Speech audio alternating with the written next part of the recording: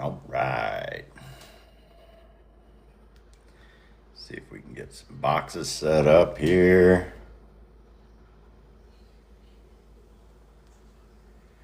What's up, Jim?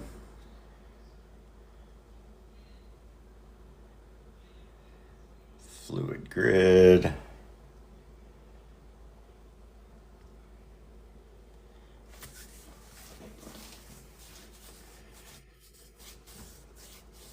Oh yeah, we're ready.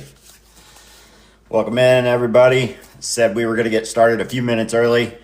JM Jigs is doing a waffle down in the chat.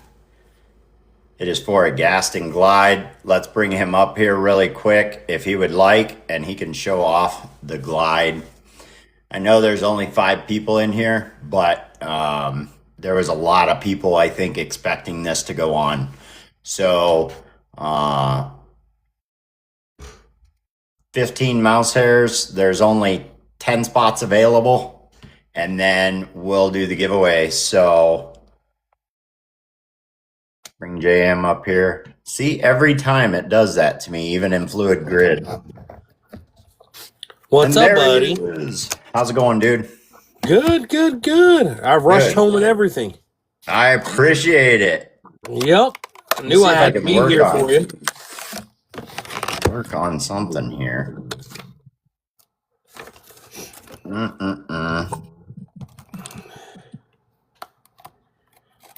There we go. Finally, I think TikTok fixed it.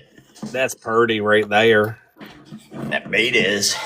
Nah, the way you got the grid set up is purdy. That bait's all right. So down in the chat, guys, if you are wanting in for this jig, you need to get with JM, and there's only 10 spots available. You want to take it from there, JM? Yeah, yep. We're going to do 10 spots at 15 a spot. You guys can message me, and I'm going to handle it as the messages come in. Yep. When the messages come in, first person gets number 1, all the way up to number 10. Once it gets filled, I'll close it. Obviously, I'll post a little bit here and there into the podcast down here in the chat so everyone can see what's going on and update everybody as well. And then once it's filled, I'll close it. And I'll let people know. That's why I don't want people sending anything before, like, message me first. Once it goes through the message, I'll tell you to send it. Once it gets sent, that's your spot. Your spot's locked in. And then whenever Uncle Corey, at the end of the podcast, we're going to do it. We're going to do the name wheel. And it's going to be last man standing.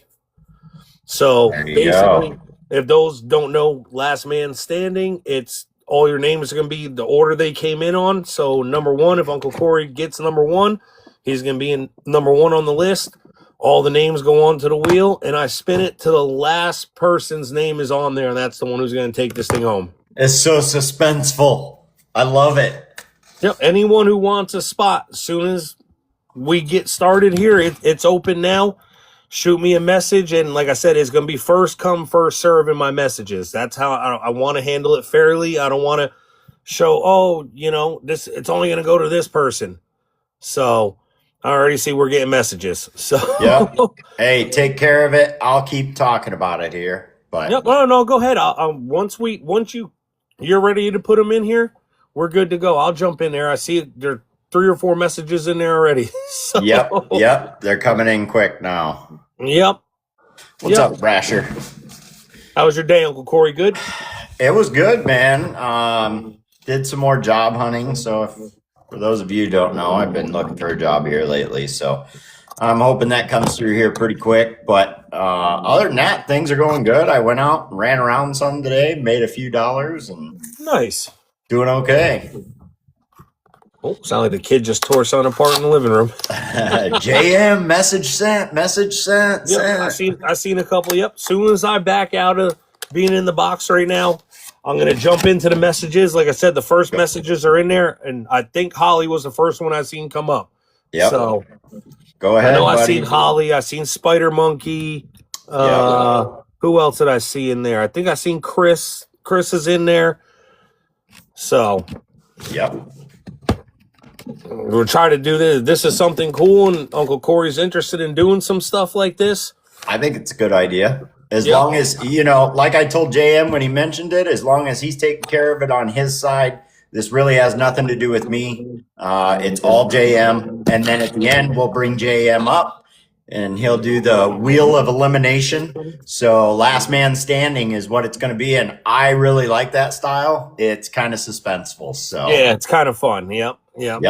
What I'm going to do is I'm going to set my iPad up in here so everyone can see the iPad. I'm going to go over all the names on the list first. Then boom, boom, bang. What's up, Slow Burn? All right, I'm going to start shouting some people out, and you can do what you got to do. All right, I'll drop out, and I'm going to be in and out, obviously, so you'll see me pop in and out. Yep, sounds good, buddy. Appreciate you. Corey. Welcome in, everybody. Welcome in. It is going good. I am ready for the podcast. Cody Neace. Neace's Outdoors, Neace's Customs. It's going to be an interesting episode. So as most of you know, I know the chat's right in my face, but once we get back to another box, it'll go back to the way it was. I don't know a lot about the tying of jigs, flies, all that stuff. So this is going to be a learning thing for me, which is exactly what we're here for.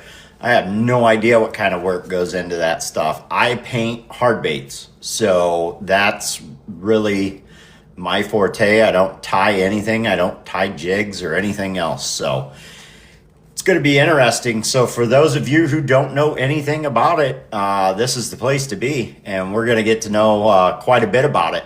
I expect that'll be one of the biggest topics of conversation. We're definitely going to get to know a little bit more about Cody, where he came from, and how he got to doing what he does. So some of you may know the answers. Some of you probably don't. I know I asked him just a couple feeler questions, and I was surprised by some of the answers. So we are going to keep this one quite PG. Lauren snuck one in on me. How's everybody doing tonight? Doing good? Doing good? Let's see who's in here.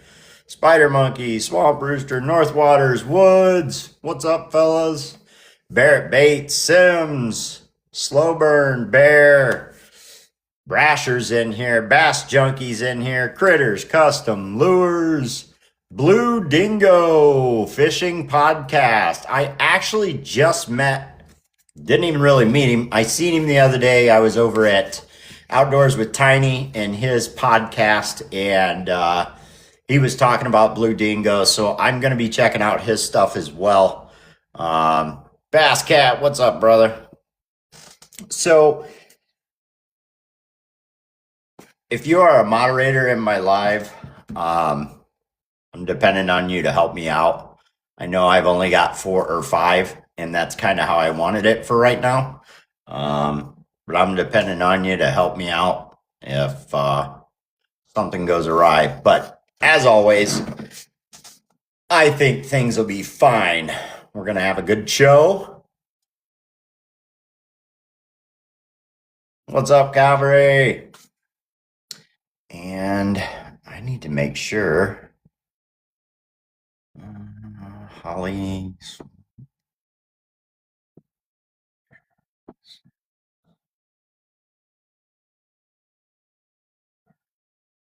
Give me just a second here, guys.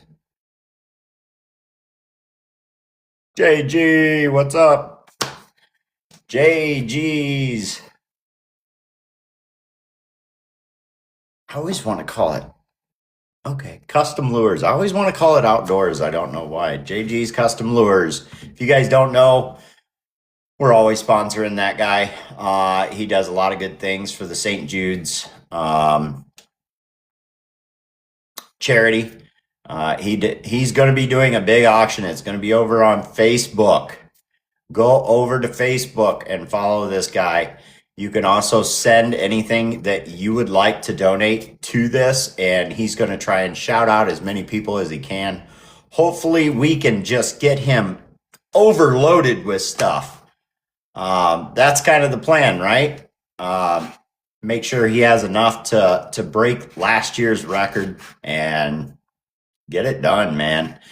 As always, guys, if you can't, don't. Just be there to support. We do it all the time. You love to be in the auctions and things like that, but you just don't have the funds that week. Not a problem. Just be there to support, hang out with us, and chat with us. So don't feel like you have to do anything, but if you can, by all means, go ahead. He would sure appreciate it. And we know the charity would appreciate it. So they do a lot for those kids. So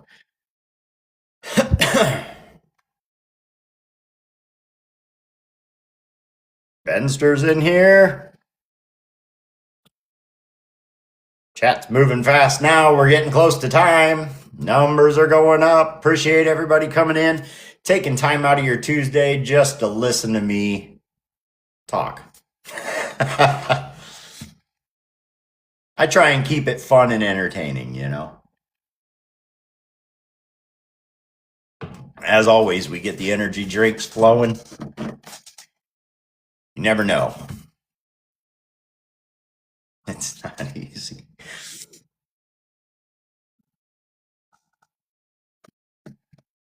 There, I'm back. Had to get entered in the waffle. Nice. Welcome back in, buddy. Hope everybody's doing great. I know a lot of us are getting that foul word, snow. Lots of snow, lots of ice. So you people that are down south or even appreciate it. You people that are down south are even getting some of that actual winter. Thanks, S&J. Keep sharing it out, guys. I appreciate you sharing it out, getting everybody in here. Love to have a big crowd. Just makes it more entertaining. And I can only imagine, and I say this because it's hard to keep up with the chat and do the interview at the same time. I can only imagine what's going on in that chat half the time. So hopefully you guys are having fun down there. And then appreciate it. Critters with the gift. Yeah, as always, I like to open up the boxes after the podcast interview is actually over. So don't be afraid to come up there and hang out with us. I invite any and everybody. And as long as you're using your manners, you're more than welcome in there. Appreciate the shares, Holly. We got about 2 minutes. Jose, Woods is in here. I like to go through the chat and see who's in here. Limited out, welcome in. Christopher. Strouds came in. Alabama Fishing, welcome in. Jared, welcome in. Jenny, what's up? Mad Mexican. Joe, if you guys missed his, you missed something. Go over to my YouTube. Go check him out. The Podcast. All one word, no spaces. 2025. Subscribe over there on the YouTube page. You get to see all these. I repost them over there so that you guys can watch them if you missed them, or if you could only stay for half, or you made it in late, whatever it may be. Here we go.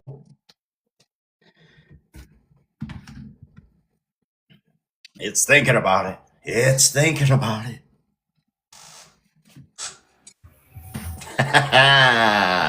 What's up, Cody? Not much. Not much. Just getting back from the big show, huh? Mm-hmm. Well, Blair's bad right there. Well, so you got the new. What shirt? What does it say? Support your support your local bait maker. I need one of those shirts so bad. I want one of the regular black ones. Yeah. That's nice. Did a lot of people, did they bring a bunch of shirts to that show? Yeah. It's such a good idea. Yeah. Such a good idea. Well, it is 7:00. I'm Uncle Corey with Uncle Corey's Custom Lures. This is the podcast. I appreciate everybody coming in, sharing it out, getting those likes up already. You guys are amazing. I appreciate you all coming in. I want to introduce the podcast. I also want to tell you about the YouTube channel. Don't forget to go over to the podcast 2025 on YouTube. Give that a follow. Also, our sponsor, Pretty Lures, is over on YouTube as well. Don't forget to give them I guess it's subscribe over there. All of these will be replayed over there. I label them as their episodes. And as always, Pretty Lures will be doing a $25 gift code at the end of the show.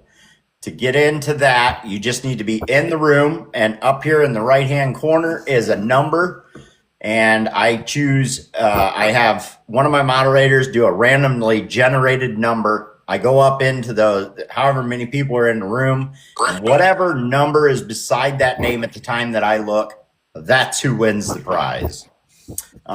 JM is doing a waffle down in the chat. I have no idea how many are left. He's only doing 10. There are 5 spots available. So if you want in on that, send him a direct message. He's actually, I guess it would be JM down here. Send him a direct message and get in on that. 15 mouse hairs, and there's only 5 more spots available. We are talking about a Gaston blank that is worth way more than 15. So, all right. So we have Neace Outdoors, who just got back from the show with Pretty Lures and a bunch of other guys. How was that show, buddy? Oh, fantastic. Good stuff down there, huh? Lots of people? Oh, yeah. There's like over 20,000 people. Oh, wow. How many vendors, though? Well over 100. Well over 100. That's a big show, actually. Now, are they saying that's one of the biggest shows, at least in Alabama? The biggest fishing expo in Alabama. Okay. Yeah. So for those of you that don't know, this is Cody Neace. He does jigs. He does a lot of tying. Tell us a little bit about yourself. I've been tying crappie jigs now for 4 years. We got started we were using, hair jigs from the big market stores, and they've fallen apart on us after 2 or 3 fish, and we could do this ourselves. We started Googling up the stuff we needed, got into doing it, and here we are now. How long ago was this? How long ago did you start making your own? 4.5 years ago, almost 5. 4.5 years ago. So you've been at it quite a while. I mean, a lot of people that I'm talking to, it's 1-2 years, something like that. So you've been at it quite a while. What state are you in? I'm in Texas. You're in Texas. There's quite a few of you from Texas, actually, and right in that area as well. So as far as outside of TikTok, what do you do for work, or is this your job? This is my full-time job now. I was doing detailing cars for a while, and just figured. Sorry, my grandson's. You're good. We're doing this. I decided, you know what? Let's just take the shot at it and let's go full time with it. Yeah, and it seems to be working for you. Oh yeah, that's great, man. So you're married, and how long have you been married? 22 years. Wow! Congratulations, man. 22 years. How many kids? We have 4 kids. 4 kids. Yep. Well, that's way better than I could do. I think I'd have trouble with one. I think I would have trouble with one. So not only are you doing the tying, but you're also doing painting as well now. You do that some, or is it being added right in there? I try to mix it up a little bit every day to where I'm spend half my day tying and then half my day painting. Yeah. And as far as your wife, does she do anything with the jigs and the painting, or does she have any part of it? Is it just you? No, she's starting to. She knows how to tie. We're teaching her how to paint now, and most of the time is if you see my business cards, my stickers, anything else, the stickers on the bags. That's what she does. She does all the stickers and everything behind the scenes. Yeah. Good. Good. So you have 4 kids. Are any of the kids in the family business? My youngest son Ryder ties our bass jigs Does he? and the baits. He can tie crappie jigs when I need a helping hand. He's learning how to paint. My youngest daughter, she just comes and helps me pick out the pretty colors sometimes. My oldest daughter, she handles all the computer and the business on the computer side of it. So let me ask you, you said she comes in and picks out the pretty colors, and we kind of find that comical, but does that help you like think outside of the box and go, I would have never put those colors together, but by gosh, that looks good. Yeah, she came up with a color one day, and it's actually one of my best sellers. So we named it after her. If you look on it, it's called the Lulus. That's my daughter's nickname. So Wow. That is cool. You know, we talk about that on about every show about painter's block, or I guess what would you call that? Color block for you for tying, yeah. trying to decide what to use. So we're going to get into that a little bit more. So as far as tying goes, I am not as versed in the tying as I am the bait painting, and that's why I'm really excited to have you on this evening to learn a little bit more about it. So when it comes to tying, I'm sure there's various ways that you can do it and various things you can use. For you, what is the most common way for attaching the thread and using the feathers or the hackle or whatever it is that you might use to tie with? He's the BSI brush on glue that Pretty Lures carries. Yep. I always put that down on the base of the hook. Then it's just a simple start from the head, hold the thread, wrap down to the hook point, and back up, and that's your base. That holds it together. And if you then just take a piece of marabou. I just use a piece of marabou. You hold it, and then you put that right there. You always want to go from the hook length in half, which is normally about that much right there. And then it's the same thing again. Start from the head to the hook point and back. Okay. Okay. The tie one. So I know absolutely nothing about this. So is that marabou right there? That is, I would assume, like a water repellent type stuff. It doesn't repel water, so when it gets wet, it just so it looks poofy now. Yes. Like when you get it wet, it just comes together. It does flatten out a little bit. Out, and then it just wiggles, and then when it's in the water, it just poofs around in the water. Okay. So when it comes to keeping that fullness of a jig or fly, is there something that you guys use that maybe stands in the water to stay nice and open, or is it everything just kind of flows together in the water? Yeah, it just all flows. So when you think of a crappie jig, it's more of bait fish style stuff. Minnows, like if you've seen soft plastic, like I'd say, um, oh Lord, I can't think of it now. Kind of a soft plastic jerk bait, something like that. Okay. Um, they will look like that. It just kind of stays flat, and then it just when you're jigging them, you're just kicking that tail, and it just pops Yep. that tail up and just does this. It looks like a fish just trying to swim. Okay. And you said that Ryder does bass jigs, Hmm. and you do just like crappie style jigs. Is it trout, We crappie? You can catch pretty much anything on the crop. We call them crappie jigs because they're weighted heads. Okay. Um, but I mean, I catch bass on them. We catch trout. Anything that will bite a minnow or something. If it eats a bait fish, it's going to eat that. I've caught carp on them too, Yeah. Yeah. and I mean that's kind of hard. But caught them in the mullet. But yeah, innovative says action which causes the strike. Yep. That's good stuff, man. So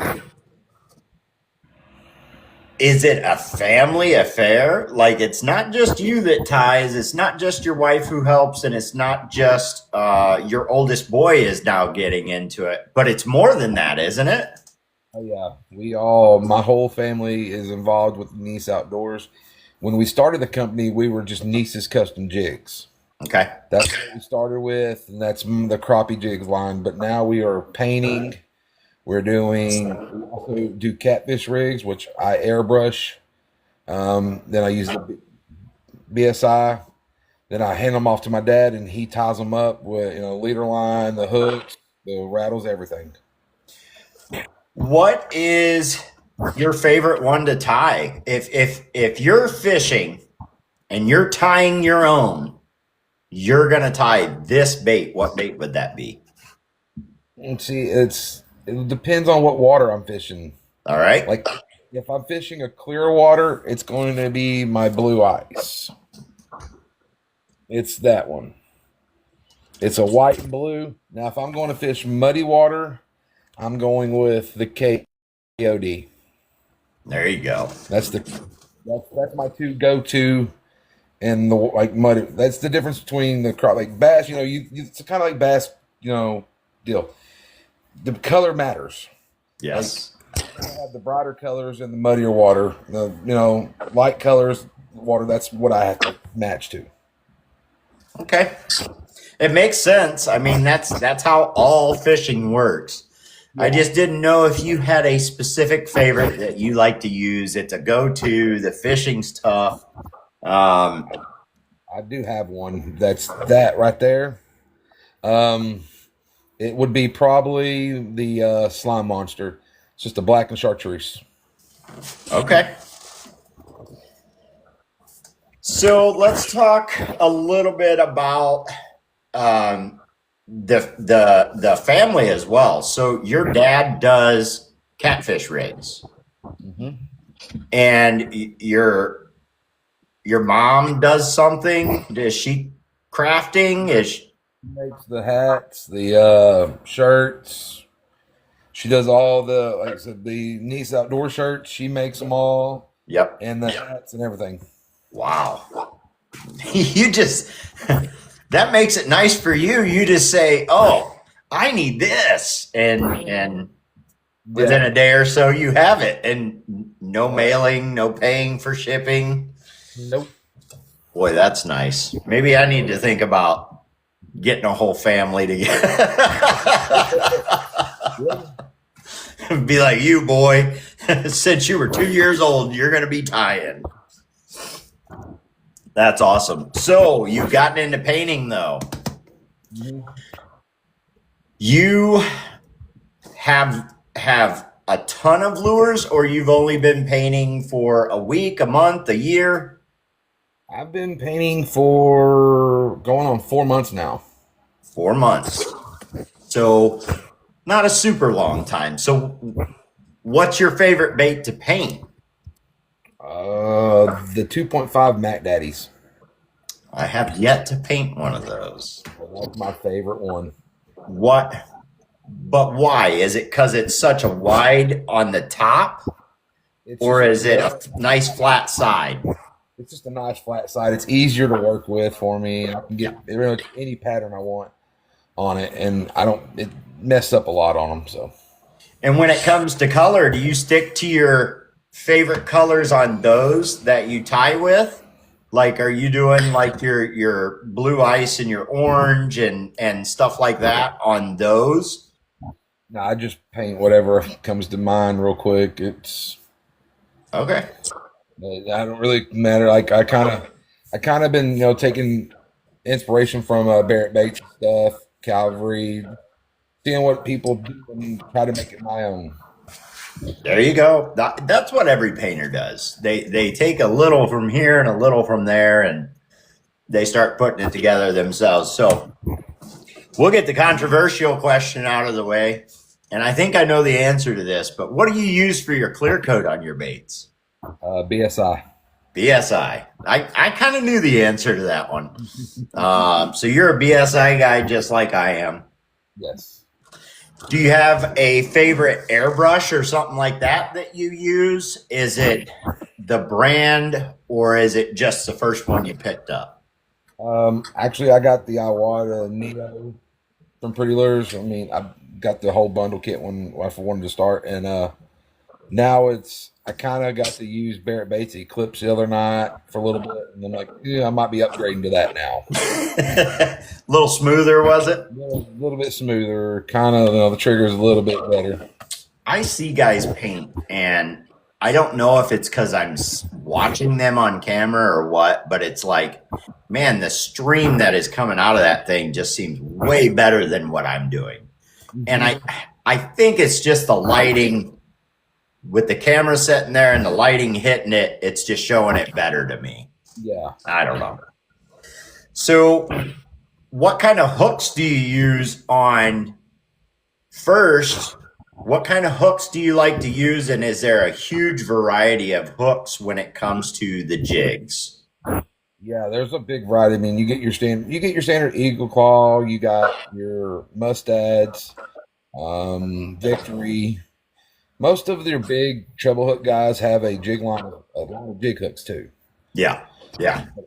I prefer the Mustads. I like the little bit beefier hook on mine. So okay. And what about on your hard baits? Is there a hook you prefer to use on your hard baits? I've been using the Hydro Claws. Yep. Yeah. I actually just got some of those and they look really good. I'm used to using the VMCs, which is that darker coating, and these are more of that tin coating. But I like the hook itself. I like the design of the hook, and they are super sharp. Yeah. So I've got a big order of those in, and I'm going to use those for a while. And I don't know if you realize it quite yet, but a lot of the baits that we send out, people are super picky about what hooks they use, which is why I added this question in here as to what hooks you use. I know one guy right off the top of my head, Sam Pollock. You send him a bait, and he is pulling those hooks off immediately and switching them all to the VMC that he likes to use. Of course, there's different variances of it, but I think I don't even want to say because I don't know 100% which one he prefers, but he's got boxes of hooks where every hook comes off and he puts on what he wants. So, and as far as on TikTok, do you do auctions and things? Do you have websites? Do you do both? How can people find you? We have both. We do have a website. It is linked in my bio, but every now and then we do auctions. We used to do nothing but Wednesday nights. Like when I first started TikTok, for about a whole 6 months before I started an auction, then I got into a group with people, and that's what they did on Wednesday nights. Okay. Barrett Bates was involved and a couple other painters, and we would do them every Wednesday night. And then we just kind of stopped doing them, and Okay. yeah. So do you do any auctions now? Can they find you out auctioning, or is it kind of just fly by? Once in a while, you're in there. Yeah, it's a flyby. It's the one of the spur of the moment. Like, I want to do an auction, and so whoever's doing an auction that night, we'll message them like, hey, we got room for one more, and Yeah. Yeah. So you heard it there, guys. If you want to get with Neace and see some more of his stuff, and get some jigs from him, or even custom hard baits, things like that, make sure you go to his bio. There's a link in his bio where you can go find all of his stuff. Like he said, it's a little harder to catch him at an auction, but he does do them. So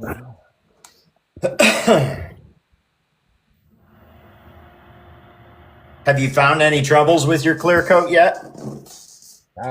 yeah, I've noticed a couple spots when BSI. You're gonna, especially towards the tail and the head part, but it's coming along. Coming along. Do you use so one of my things that I always do is I use heat after I'm done brushing it all on, whether I'm at the point where the BSI is starting to set up or not. I take a hair dryer. Some people use a heat gun. A heat gun for me has a little too much heat behind it, but I'll take a hair dryer on high and I'll go over that whole bait, and then you can put it back under the light, and sometimes you can see that BSI starting to run a little bit. At that point, you can rebrush it. The bubbles start to come out and things like that. I know some guys have trouble with contaminants. You get where you have a big bubble, not a bubble, but a big dip and a dry spot. And you got to go back over and do a second coat. A lot of guys, as well as myself, scuff it back up in that area and then go right back over it. Not always can you get the dip out of it because it's hard to keep the BSI in a spot this big, Yeah. But yeah, it's nice to know different ways that people do it. So do you use heat at all with yours? And if you do, is it like heat gun, hair dryer? Some people use the miniature torch. I haven't yet. I mean, I've done one or two baits, but I use the hair dryer. Just depends on, like, normally my room stays pretty warm, so I'm kind of like don't need to. That's But good. I've had to use it a couple times. Okay, that's good. Well, we'll give Cody a little break here. Don't forget, guys, this is brought to you by Pretty Lures. They are sponsoring this podcast. Make sure you go over and check them out. They have everything for your bait making needs, from your hooks to your clear coats to your it is bait making in general. It is not just hard baits. It's everything to do with the bass jigs and flying ties, tying flies. Hey, we all mess up once in a while, right? To customs, exclusive stuff that you can't get anywhere else. You have to get it from them. They have an exclusive on it. And if you haven't checked it out, you will be surprised at what you can find over there. And the prices, you'll be happy. So go over and check out Pretty Lures. JM is doing his waffle down in the chat. If that's not all full, I just see it right now. It is full and closed. Good luck, everyone. It will be at the end of the podcast. So make sure you guys that are in on that stick around. And I don't know about the rest of you, but even if I wasn't hosting, I would stick around to see who got it, because that's a heck of a deal. Pretty Lures will be doing their giveaway at the end of the show, right before the Gaston is waffled off. So make sure you guys stick around for that. I got two to give away. You got two to give away? Two giveaways, yeah. I got a hard bait and some jigs. Oh, boy. Well, you guys are in for it tonight. Make sure you're sticking around. We're going to do it the same way we always do. Makes it nice and simple and guaranteed. We see how many people are in the room. We randomize a number, and we give it away in that fashion. However, for the waffle, for the Gaston, he has his own way. We're going to do a last man standing wheel. I don't know about you guys, but every time I see somebody do one of those, it's entertaining, it's suspenseful, especially if you're in it. So make sure you stick around for all that. What's your favorite kind of fish to fish for, buddy?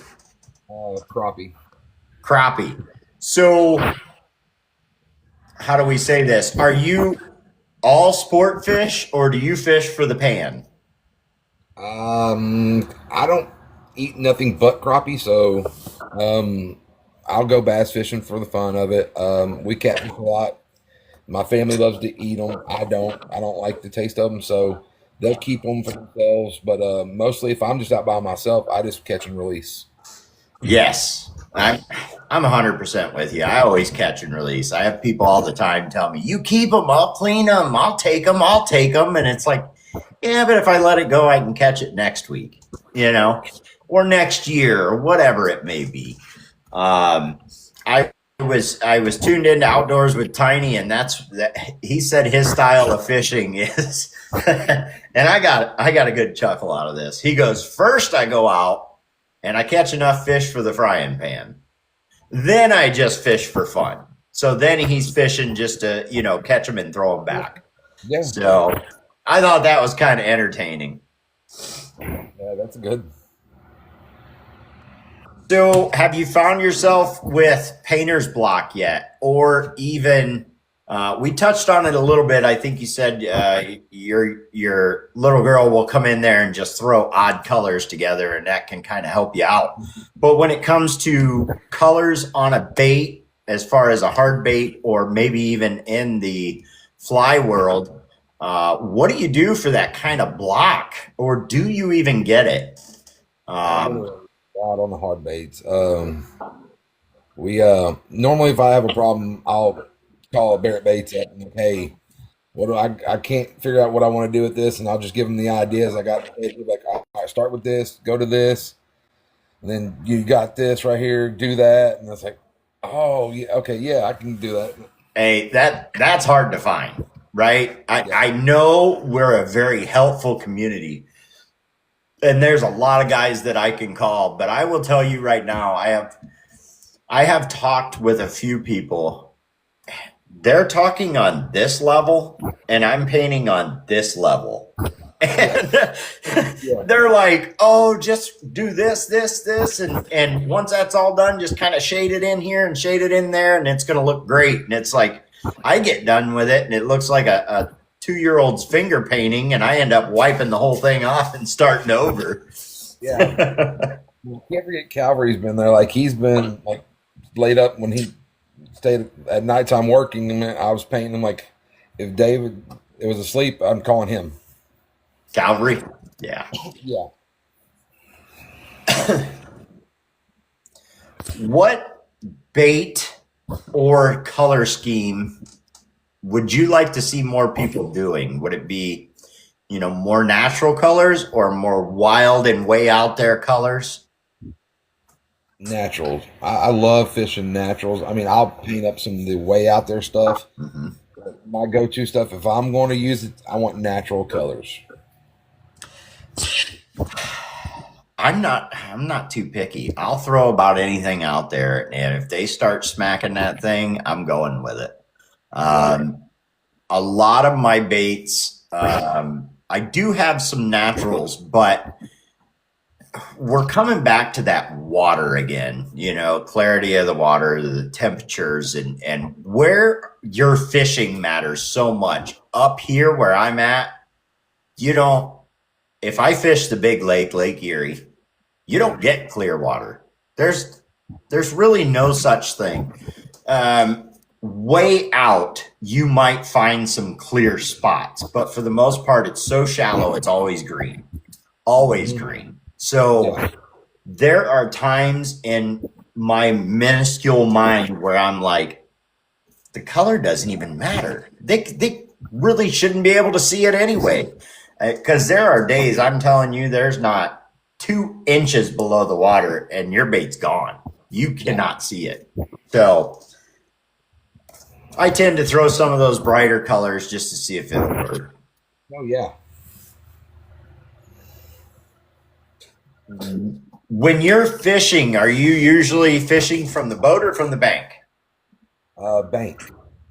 Bank. Yeah, And that's like 100% of the time. I'm always bank fishing. I've only fished out of a kayak maybe 4 or 5 times, and a boat a handful of times. And you catch as many fish as anybody else. That's another argument that people can stand on is boaters are in the middle of the lake casting to the bank, and bank fishermen are casting to the middle. Now, when I fish the bank, of course, I fish parallel to the bank, and I would just kind of fan cast it out there. But you find a lot of boaters. I'll be honest, they got an $80,000 to $150,000 boat, and I can hit them with my lure if I wanted to. That's how close they are. So it's kind of crazy. I'm not one of those guys who spent that much. I did go out and get myself a boat, and I've never been happier getting out on the water. It's just something about sitting around in that boat and just listening to the water. You can get the same thing from the bank. Don't get me wrong. I did bank fishing since I was probably 7 years old. And I just recently got a boat 3 years ago. So I just got a boat. I have a boat now. My grandpa left me a boat after he passed away, so I still got to get the registration changed and everything else like that on the water. So eventually, we're going to be out more of the boat than we are on the bank. there you go. What kind of boat is it? It's like the 70s model Lowe's. Oh, okay. Yeah, it's just a little 15-foot boat that he had. He fixed up, and Ain't nothing wrong with that. I got one of those out in the Ain't nothing wrong with that. I got one of those out in the front yard. I fished out of it for a couple years. oh yeah, It's not what kind of boat it is. It's if it floats. It has to float. That's the beginning of it. as long as I don't get out in the middle of the water and get stuck. So That's right. So your favorite fish to fish for is crappie. We went over that. So what is your PB when it comes to crappie? 2.92 pounds. That's a big crappie. Yeah, I'm still trying to break the 3 pound mark, but it's right about there. That is a slab right there. So what would be the biggest fish you've ever caught? 33 pound blue cat. I bet that took a minute to bring in. We were fishing in 3 foot of water in a little creek bed that we knew that the fish were up in there, and we were actually targeting flatheads, and he hit the pole and I reeled it in. I mean, it took 35 minutes on a little catfish rod. So That's a heck of a fight. 35 minutes, you said? yeah, it was. Most time I was wrapped around a brush pile through a tree and spin around to get himself out of that stuff. I'll tell you what, we catch a lot of catfish out here. I'm a big bass fisherman, largemouth, smallmouth, all the just bass though is what I target. These catfish, and we have freshwater drum, so drum and the catfish, and of course the carp. We catch those things all the time on crankbaits and chatterbaits and jigs, and they will hit anything. They don't care. I caught one last year or the year before. I caught him, brought him in. The catfish still had another hook in his lip with a bobber hanging off of it.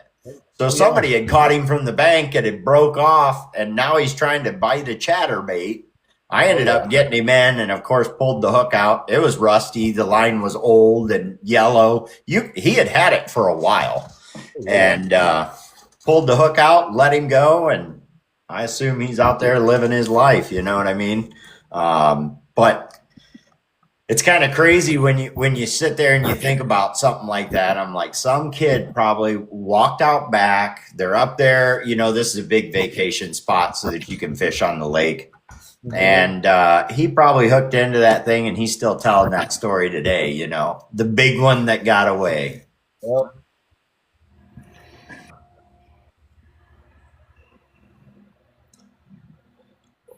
If you could give a piece of advice to, we're going to start, it's always a two-sided question for you. If you could give a piece of advice to somebody that's just starting in the tying world, what would that be? Make sure your knot is secure.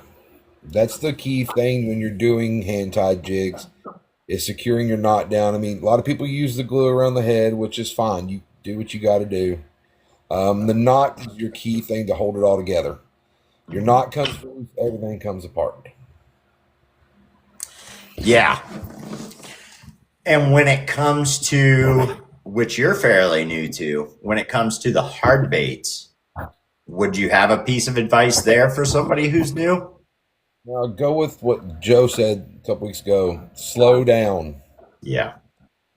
Take your time on it. That's what I struggle with. I get it in my head of what I want to put on that bait, and then when I just want to rush through it.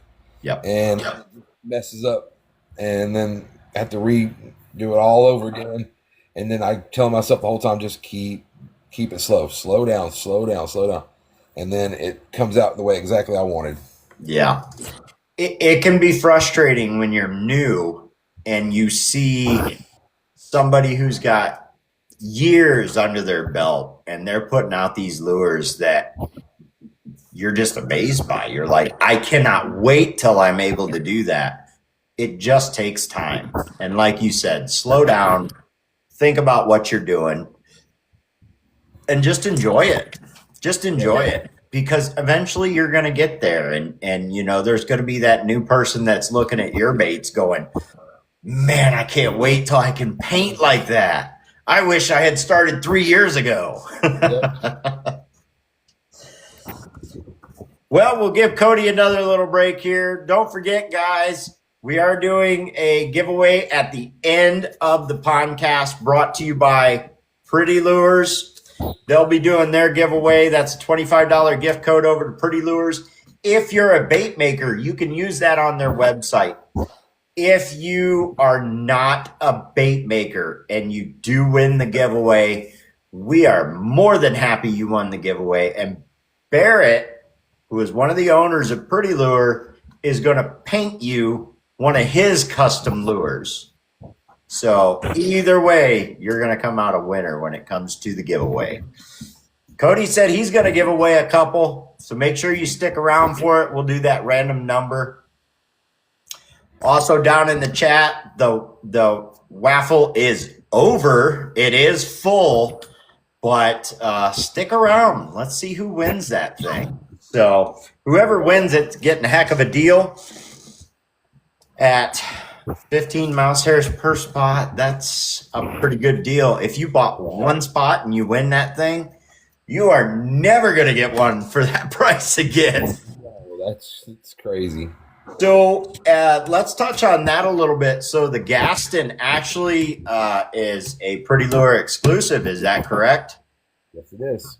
So the only place that you could get the Gaston Glide is from Pretty Lures. Make sure you go over there and check it out.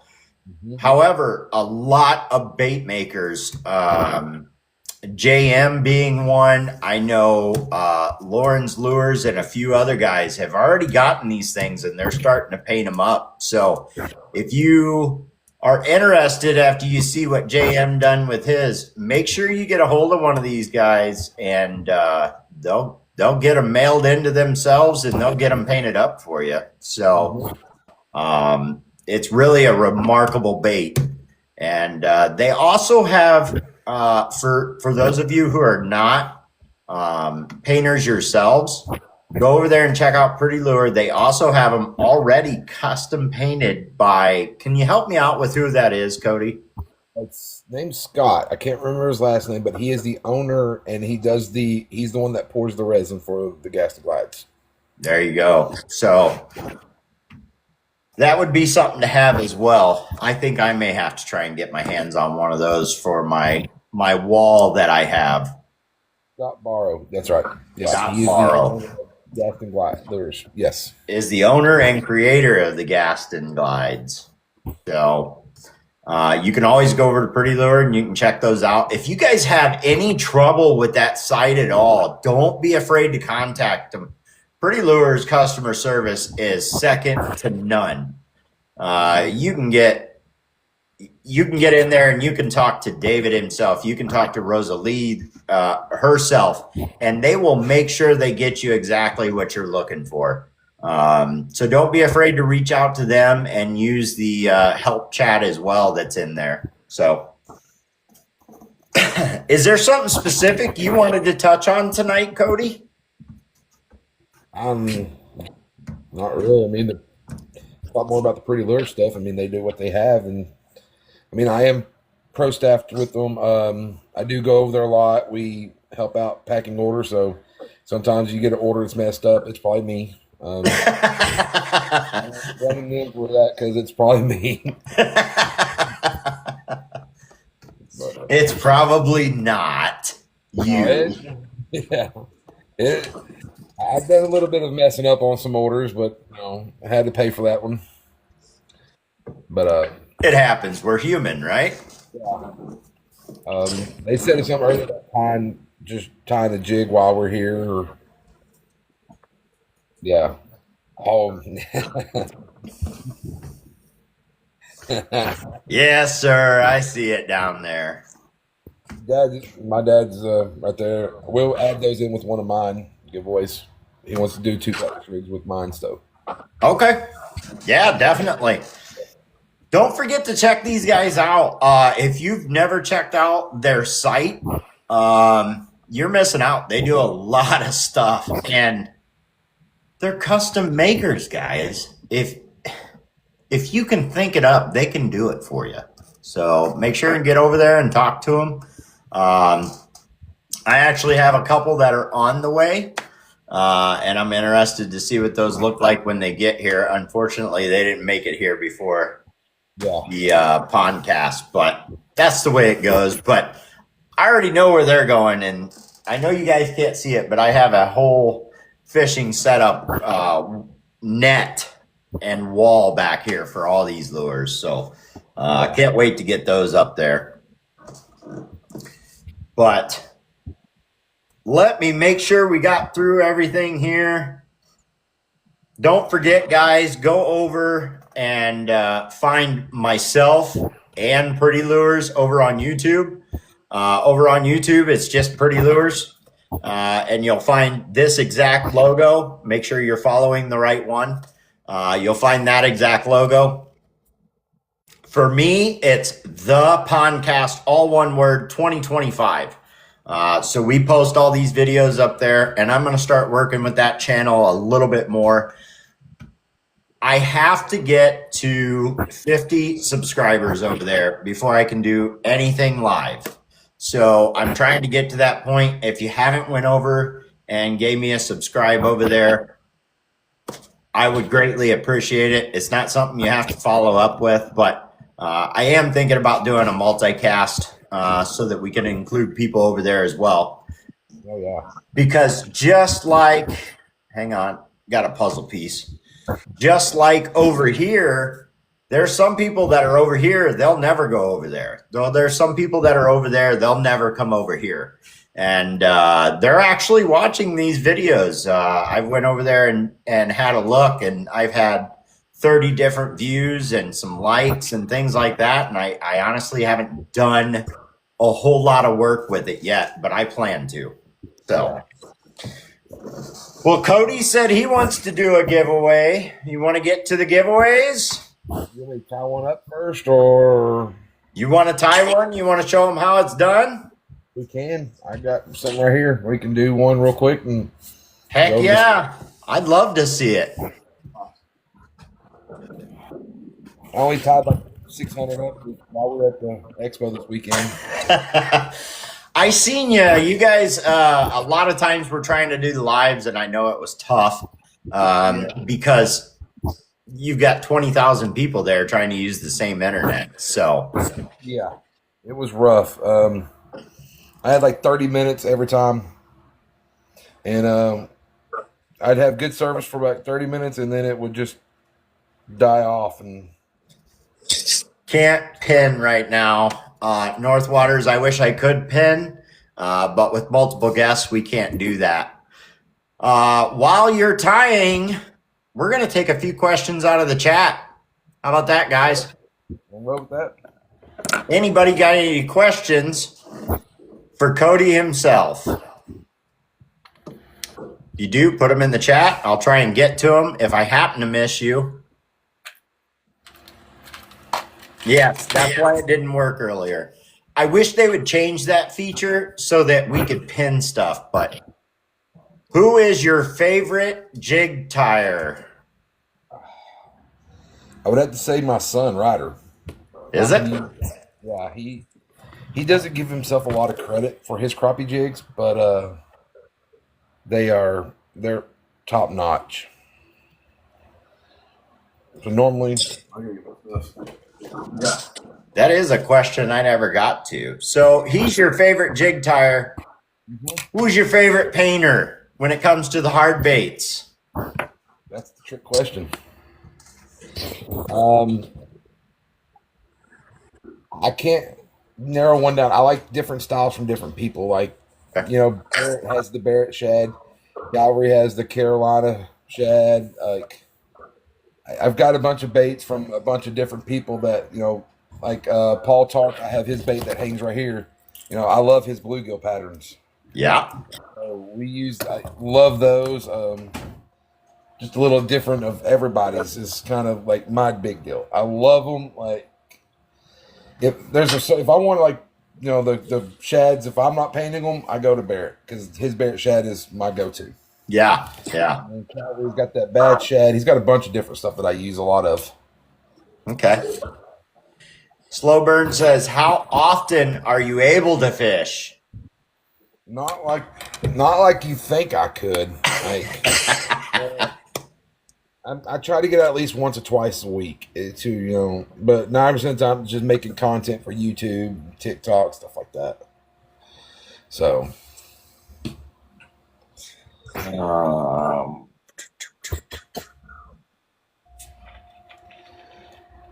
let me see. You get your feather. You go 1 1/2. Then just cinch it in. You go to the hook right here. Always stop right here, right at the hook point. Take your scissors, snip. Dang. Then you go back up to the top. So everything comes all the way to the top. You just repeat that process with everything you're doing. You can go. We gotta grab some flash. We're going to watch him tie up, and then we'll get to your question, Zach. I see it right there. You go ahead and you keep asking questions. I can do this all the time. What is your favorite rod setup?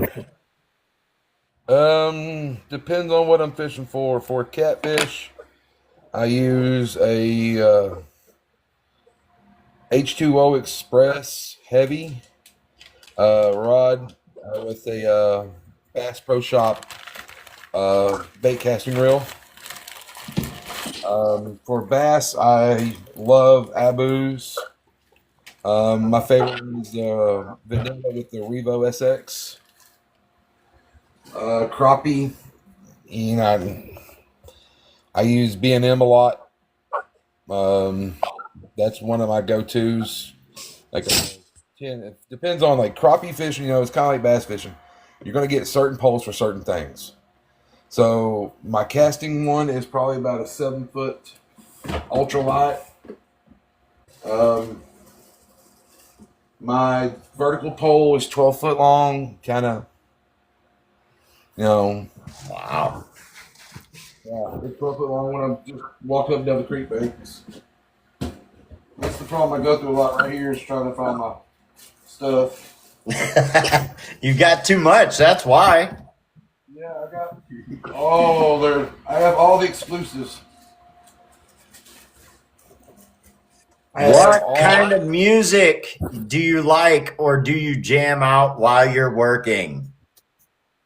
Depends on the day.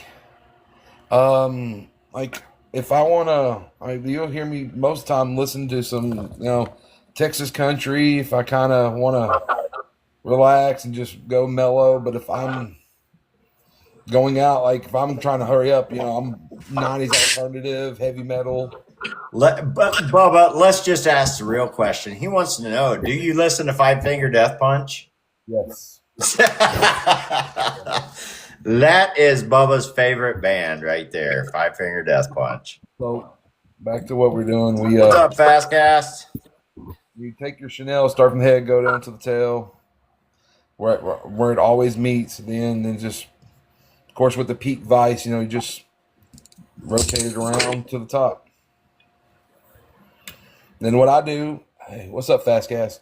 What I like to do is, everybody wants to go over and around like that. What I like to do is, I go backwards on my first wrap.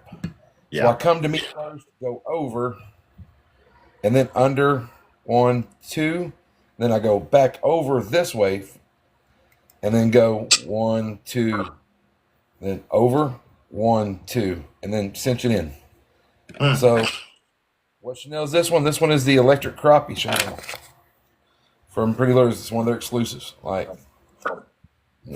see chartreuse with blue. That's my go-to. But after that, appreciate the gift. After that, it's just, this is the problem. A lot of people, tying, is this little tool right here.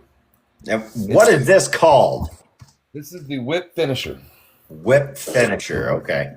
So it spins all the time. So what I do is, what I teach everybody when I'm showing them to use this tool is, there's a little knob right here. If you hold it here, it doesn't spin. So always bring your thread back to your body, push down, and then it hooks like that right there. You can't see it, but then you move your hand off of it. Let me see if I can do it. Bring it this way just a little bit.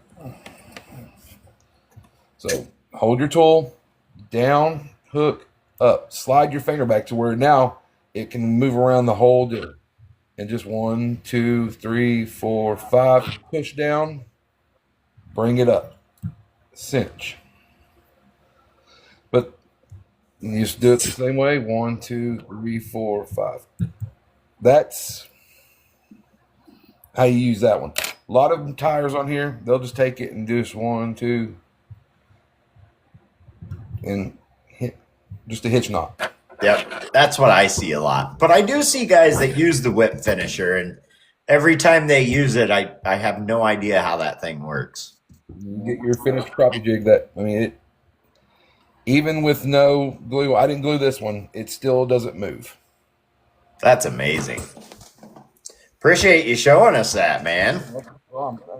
This is what I did almost all day long in Alabama when we were at the was just demonstrations and how to use this tool and tying up for this people and showing them this and talking to people, just talking to 20,000 people. What inspired him to start tying and painting? I think we went over that in the beginning, but just knowing the quality of baits that we were getting from the big box stores, that was falling apart after a certain amount of fish. Can't say that, Jigs. He can read it and answer it, though. Burnout Bobby.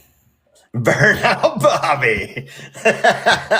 I forgot he was changing his name to that. Rehab hitches. That's the tool from hell. Yeah. Not having the right colors was Roy Moss. Yeah. If y'all don't know, Roy Moss is another tire that we've been following each other since I've started. We talk all the time on here. I do not follow him. I'm going to send him a follow. Yeah. F that thing. Some people like it. Some people hate it. Mhm. Jig says that tool can go somewhere. Zach Attack said that looked good. Appreciate that, y'all. If you guys got a question, throw it in down there. We're going to get ready and do some giveaways if you guys are ready for that. We will start with Cody and some of the stuff that his dad wanted to throw in with it as well. If there's something I missed, you guys go ahead and throw it in down there. Yeah. I'll show We'll you get it asked. I greatly appreciate you coming in and hanging out with me, buddy. I know this was a little tougher interview for me. I don't know much about the tying or the aspects of tying, which can make it difficult for me to ask the correct questions. But I definitely gained some knowledge about tying tonight. That's for sure. Well, that's the one thing that I do is I get on when I'm tying on live. I help everybody. I'm not. You get a lot of tires on here now that will, not talk to people about what they do. They don't want to show you their color combinations that they're tying up. Yeah. There's only so many combinations we can come up with that the crappie want, and I cover them all. You can come any new tire in here wants to learn how to do it. They can come talk to me, and I'll show them step by step of, hey, this color works best with this water. It's all about helping. Yeah. Yeah. All right. Well, you guys know how we do it. Cody's going to show you some stuff here, and we're going to do a giveaway. If you are in private mode, I cannot see you up here in the right-hand corner, so you don't have a chance to get in on this. Bubba, are you in here to be able to give us a random number? You definitely are. I seen you down there. Mm-hmm. So I'm going to invite. He says yes. So here's what we're going to do. Is we're going to mix with my bass bait that I have. We're going to throw in the catfish rigs with the bass bait. So this is the first one we're going to give away. Now, these are all custom painted by me and tied up by my dad. I do all the paint work, the clear coating, and he does the everything else. Okay. That's got a number 8 hook. This is the same way, but this is a number 5 circle hook that we get from Pretty Lures. I even custom painted the rattle beads on this one to match the rig. Then you will also, in this one, you're going to get a 110 suspending jerkbait that I did custom painted the eyes white. You can't see it. It's got some it's got some lightning strikes and color shift on the side of it. Nice lures, man. On the top, but that's the first giveaway. What's up, Gabe? All right. Are you ready for the giveaway? We have 55 people in here. Bubba's going to randomly generate a number for me. He's going to call it out, and I'm going to find the person beside that number. Are you ready? Here we go. I don't know. Where? What's the number? 47? 47. I'm moving. 43, 44, 45, 46, 47. Solid, steady, 26. Solid, steady, 2026. You are the winner of this giveaway. Awesome. They just give me a follow, and I'll get their information, and we'll get them shipped out. And then, of course, we have my bread and butter stuff, y'all. This is, what I'm known for. You guys, all this. The next one is my crappie jigs. These are 1/8. This is we call this one the KOD. These are my go-to right now this time of year. Roy. This one is a orange and the brass monkey Chanel from Pretty Lures. We caught 40 last weekend. And my dad caught 40 on those style last weekend. Wow. This is our bloody minnow. It's got the pretty chum bucket Chanel, and then my blue ice. This will all three watercolor column, the watercolor systems. It's what works in all of them. Wow. These are white with a pretty ice Chanel and our blue ice. So Those are really nice, man. All right, we're going to do it the same way. Here we go. Are you guys ready? Go. 6. Number 6, Sims, Tails, and Tackle. Sims is the winner on that one. yay, Sims. I knew it right away. Rigged. So that's an ongoing joke with the people that are always in our lives. And I knew it was going to pop up at least 20 times. Oh, yeah. Everybody throws rigged down there, basically saying, man, he shouldn't have won. So, actually, the rig thing's the funny thing.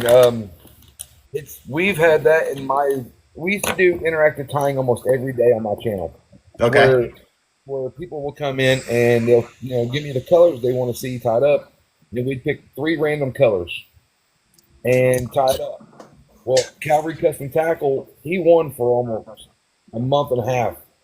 Well, then he started losing and he couldn't win another one, so he kept saying it's rigged. It's rigged. So now if you go on my website, it says it's rigged pack. It's rigged style jigs. Very nice. Yeah.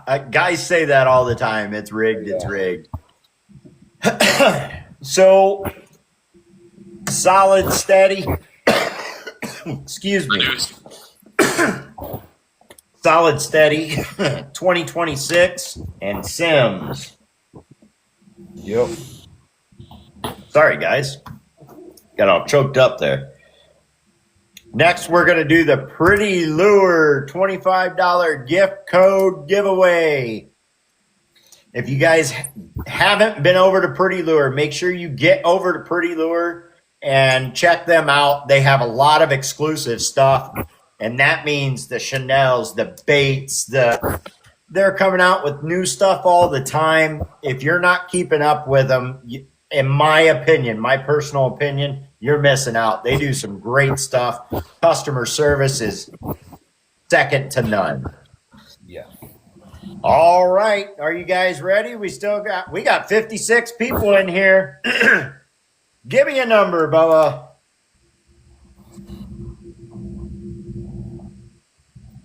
47 again. No. Let's get down there. 43, 44, 45, 46, 47 is Saint Jimmy this time.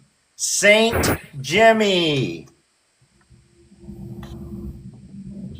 So what makes this giveaway unique is those numbers change all the time depending on quite a few variances. So even though that is the exact same number, that is a different winner. Saint Jimmy, if you are not following Pretty Lures, give them a follow. They're going to follow you back. You did win a giveaway. If you are not a bait maker, Barrett Baits is going to custom paint you a bait. I don't even follow him, so let me go find him again. He was way down there too.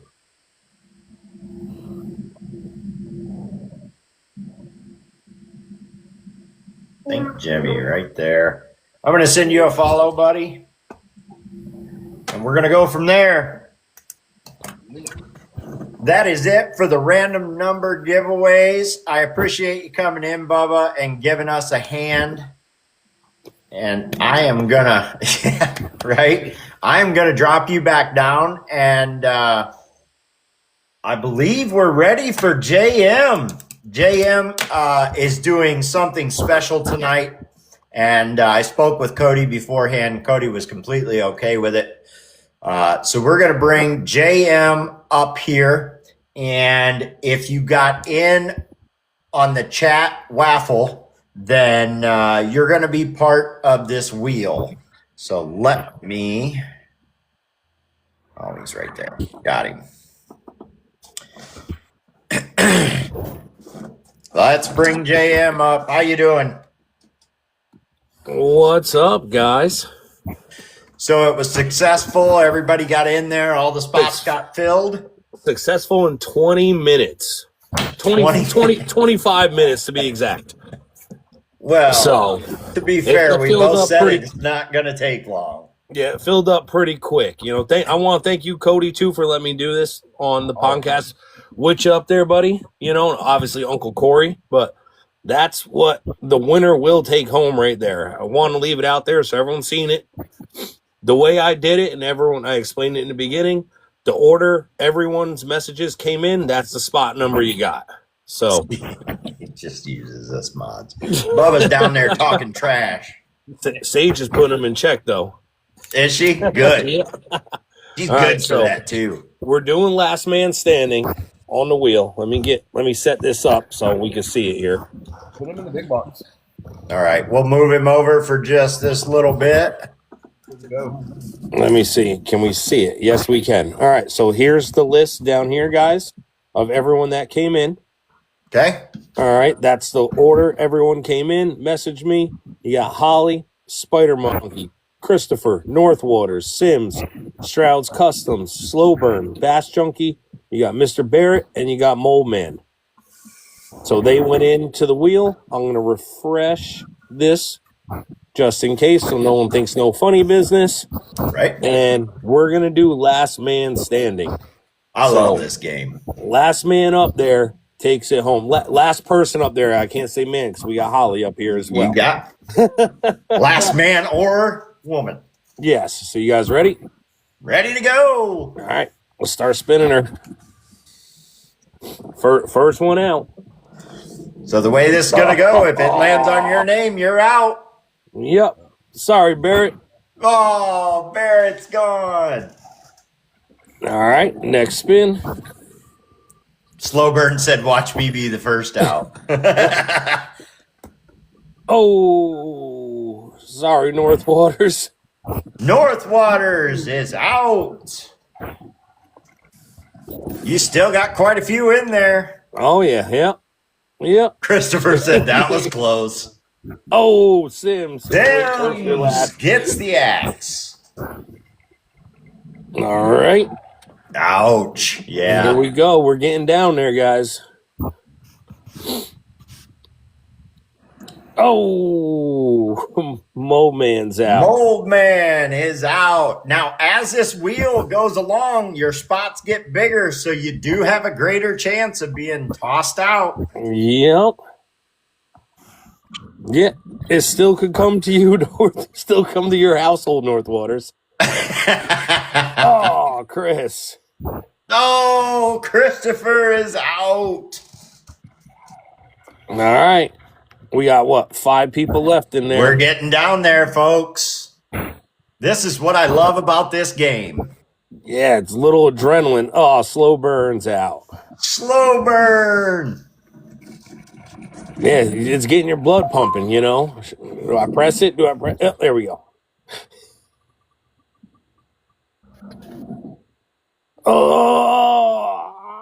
Oh my goodness. How did that happen? Spider Monkey. 3 left, guys. You got Holly, Bass Junkie, and Stroud still left on the wheel. This is good. This is good. It's getting me all jittery over here. Oh, Bass Junkie. Bass Junkie, no. Bubba. All right. We got the last 2. People are predicting down here in the chat. They're saying Holly for the win, Holly for the win. If Holly wins, it's rigged. Bubba says it's rigged. All right, guys, this is the last spin. It's between these two, so it's Holly and Strouds. And Strouds. I say Strouds is going to take it. I know. say Strouds is going to take it. Is he going to take it? Yep. Strouds gets the glide. Congratulations. You guys see it. Congrats, Strouds. Congrats, brother. Wow, that's amazing. just shoot me a message with your address, and she'll be on it. She'll be on her way. That was so fun. We should have an over under on the winner there. A little side deal. Yep. Congratulations, man. Just shoot me your address.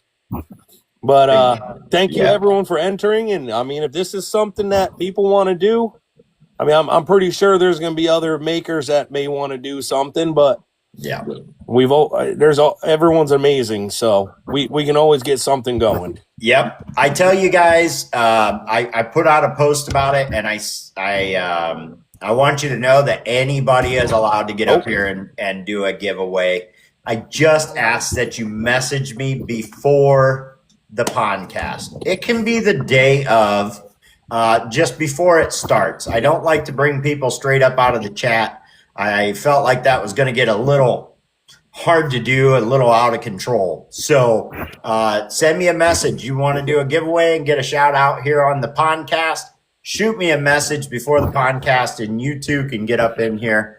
Strouds, what a heck of a nice bait you got there. And then you've got St. Jimmy got the Pretty Lures giveaway. Sims got one of Cody's giveaways, and Solid Steady 2026. So we had 5 different winners tonight, guys. Just an amazing show. Cody's given a demonstration of how to tie.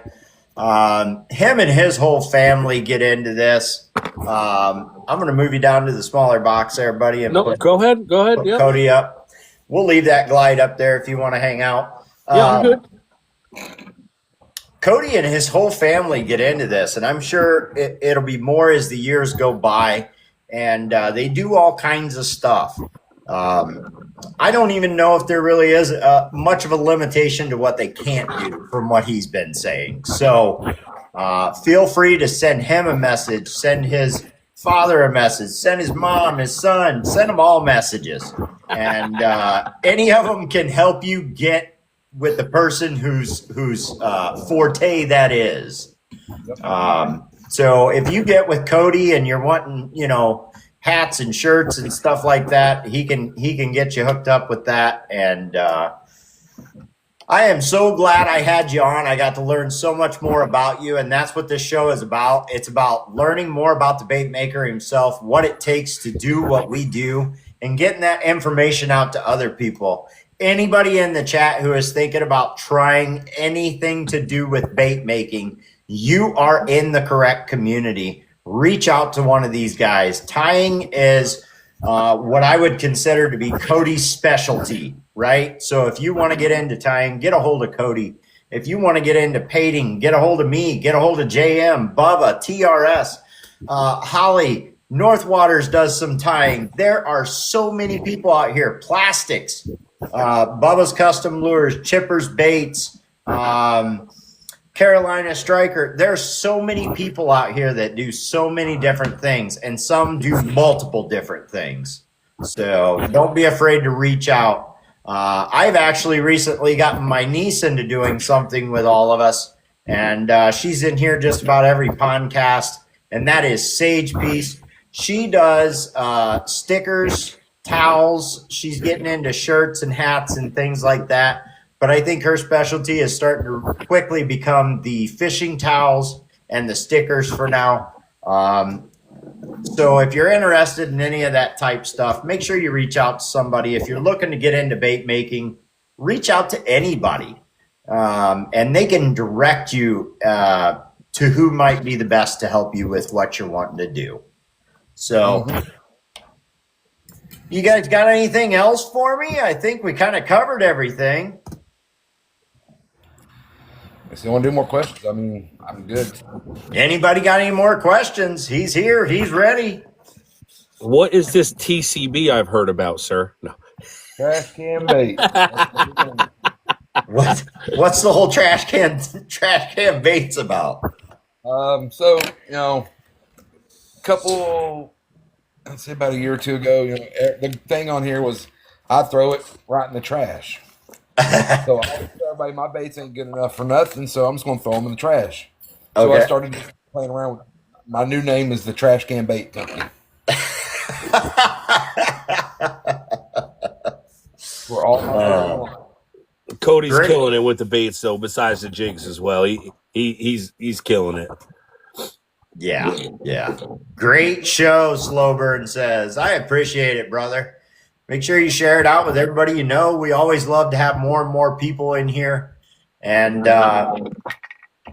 we're going to go ahead and I was late to the party. Sorry. You're good outdoors. There's Outdoors with Tiny. I just tuned into his show yesterday. He does a great show as well. It's a little different than mine. So, oh, that looks good, Cody. It's the new wedge tails. Very nice. So his show is a little different than mine. He interviews, but he talks about fishing. He wants to know what they fish for, what their favorite lures are. He gets a little more in depth with the fishing part. I get more in depth with the bait making. So I'm sure you're going to see some people on his that may have been on mine, and vice versa. And both of us are very, very much okay with that. So don't forget JG Outdoors. I say it every time. I want to call him JG Outdoors, and it's not. It's JG Customs is doing the charity for St. Jude's. He's doing an auction. It will be over on the book. It will be February 12th through the 15th. If you're looking to send something in to him, message him directly, and you'll be able to get all the information you need, and you can talk with him more about it. The podcast, myself, Uncle Corey's Custom Lures, Pretty Lures, and a lot of other bait makers fully support this fundraiser. It is for a great cause. There is a ton of people sending stuff over there. It doesn't just have to be lures and stuff like that. It's anything to do with outdoors. If you're a guide and you'd like to offer up a guided trip, he's going to auction off that trip. And chances are it's going to go for way more than what it's really worth, because a lot of people really enjoy doing the charity for St. Jude's. So make sure and check him out. If you'd like to donate, please donate. If it's not something you can do right now, by all means, just come in, join the auction, and hang out with everybody. That is, do we have any more questions? I didn't see any down there. I didn't see none. All right, guys. That is the end of the podcast. I appreciate each and every one of you coming in here. We are not going to shut it down. We are going to keep the live going. If you would like to get up here in a box and talk with us, maybe even talk to Cody himself, you are more than welcome at this point to ask to join. We'll put you up in a box. You can talk with Cody himself. Maybe you want to talk with me. I highly doubt it. Or JM or anybody else who's up in here. Cody, how many jigs you tie a day, bro? I can do up to 600 a day. How many? 600. Holy sh! Jeez, golly. I have a hard time doing like 12. Yeah. A lot of the problems is we have the hackle takes a little bit longer, but marabou is just easier than I can go. And see, I end up with marabou all over my front porch. It's floating. I'm wearing it. Everybody says, Cody, tell them about the new collabs with Pump Gel. Yeah, we are working. The whole deal with Alabama was a great success for us. Like, we have maybe some soft plastics in the work. We also have Thump Gel attractors. We're in the talks with them about me carrying their products. Nice. Yeah. That's awesome. Yeah, we had a pump says 3,000. It seems like, yeah. We got to see firsthand me sitting there all day tying. Thanks, Blue Dingo. Appreciate it, Tiny. I did forget one thing. We still have 31 people in here, and this is completely my fault. It is something new that I'm trying to introduce. Give me just a second here. I'm going to shrink you down. What I like to do is a mail call. The mail call has to do with the next person who's going to be on the podcast. This is a very special mail call. We're going to try this again, and we're going to do a double feature. So this lure right here was sent to me by the painter who's going to be on here next. And because I have the, let's try it this way.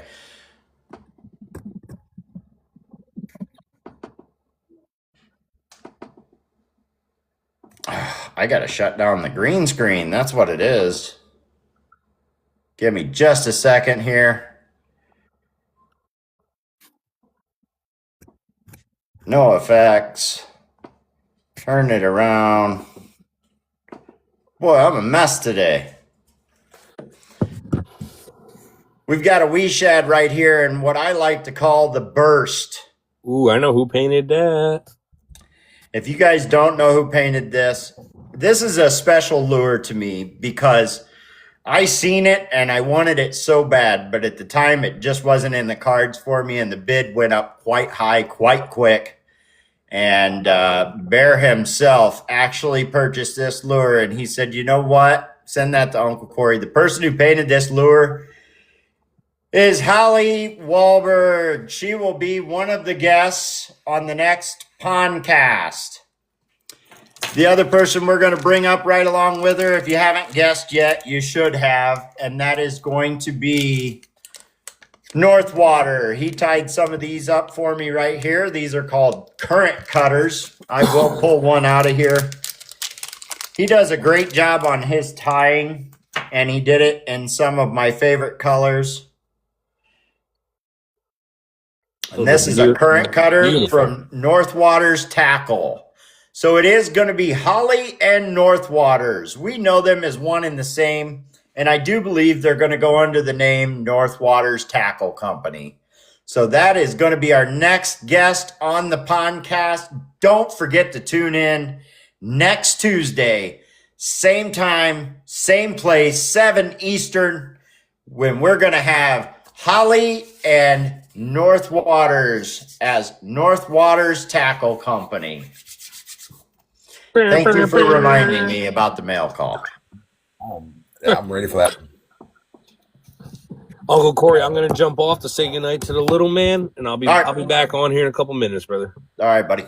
Thank you, everyone, and appreciate everybody. No, we'll see you, JM.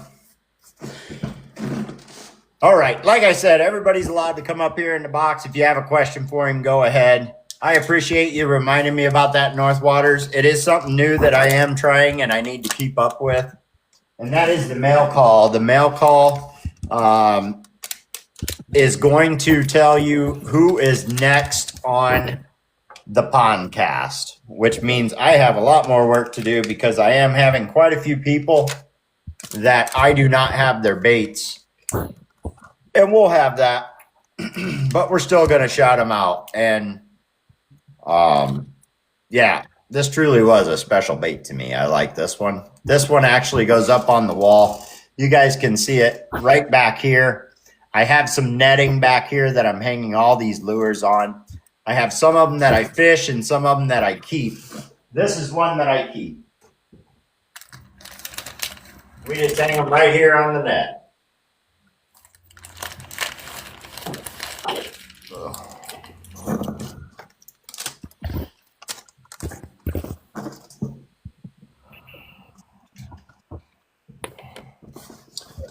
Everybody have a good time? Did you enjoy that tonight? How about you, Cody? How was it for you? I enjoyed it. I look so forward to this every single week. I find myself wishing my life away. I'm like, man, I wish it was Tuesday. We're having a great guest on tonight. I wish it was Tuesday. Some really out of the box winners tonight. Stroud's, I know he's in here quite often, but I haven't seen him win many giveaways. St. Jimmy, someone I didn't even follow. I may have seen him here or there, as well as Solid Steady 2026. Appreciate the gift from Outdoors with Tiny.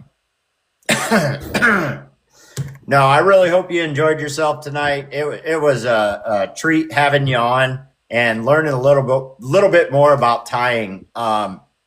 I know very, very little about it. I know more now than I did. That's for sure. But I always hear him, talking about the bucktail and the hackle, and look at that gift. I appreciate the gifts, guys. So is there certain baits that of course use those certain types of things like the bucktail or the stuff like that? Is it because I know the one that I just showed from North Waters, that's bucktail. Yeah. So you can crappie will eat just about anyone. We catch them on as long as they're smaller, Bucktails for me down here, we use a lot of the bucktails for your stripers and bass stuff we eat. But I can use bucktail. I use squirrel tail for some crappie jigs. I can use bucktail for crappie jigs. It's just as long as it's in a smaller form for the crappie. Gotcha.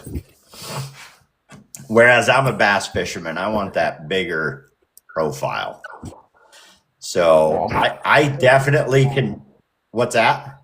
I'm gonna send you some of my 1/8 crappie jigs, and you can catch bass. We catch bass on all the time. Yeah, I heard that. It's something smaller when they wanted the finickier baits. That's what they go with. It's finesse fishing. That's all it is. It's when they're finicky and they need that smaller profile and just that finessing approach to it.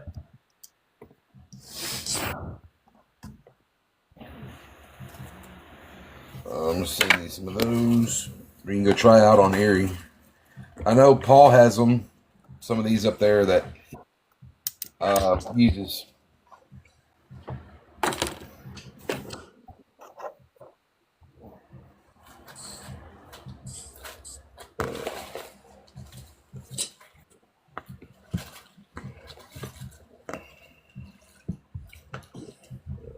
There we go. I'll send you these 2 packs right here. Yeah, we These didn't. are used to We didn't catch a lot of keepers, but we caught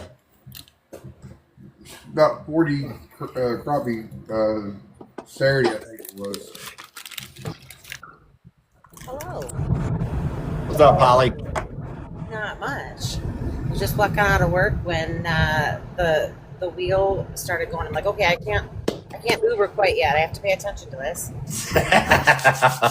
You were that close. I'm sorry I bid against you. I thought I was going to nab you that little bit earlier in it, but nope, just that little extra tip kept me in longer. Yeah.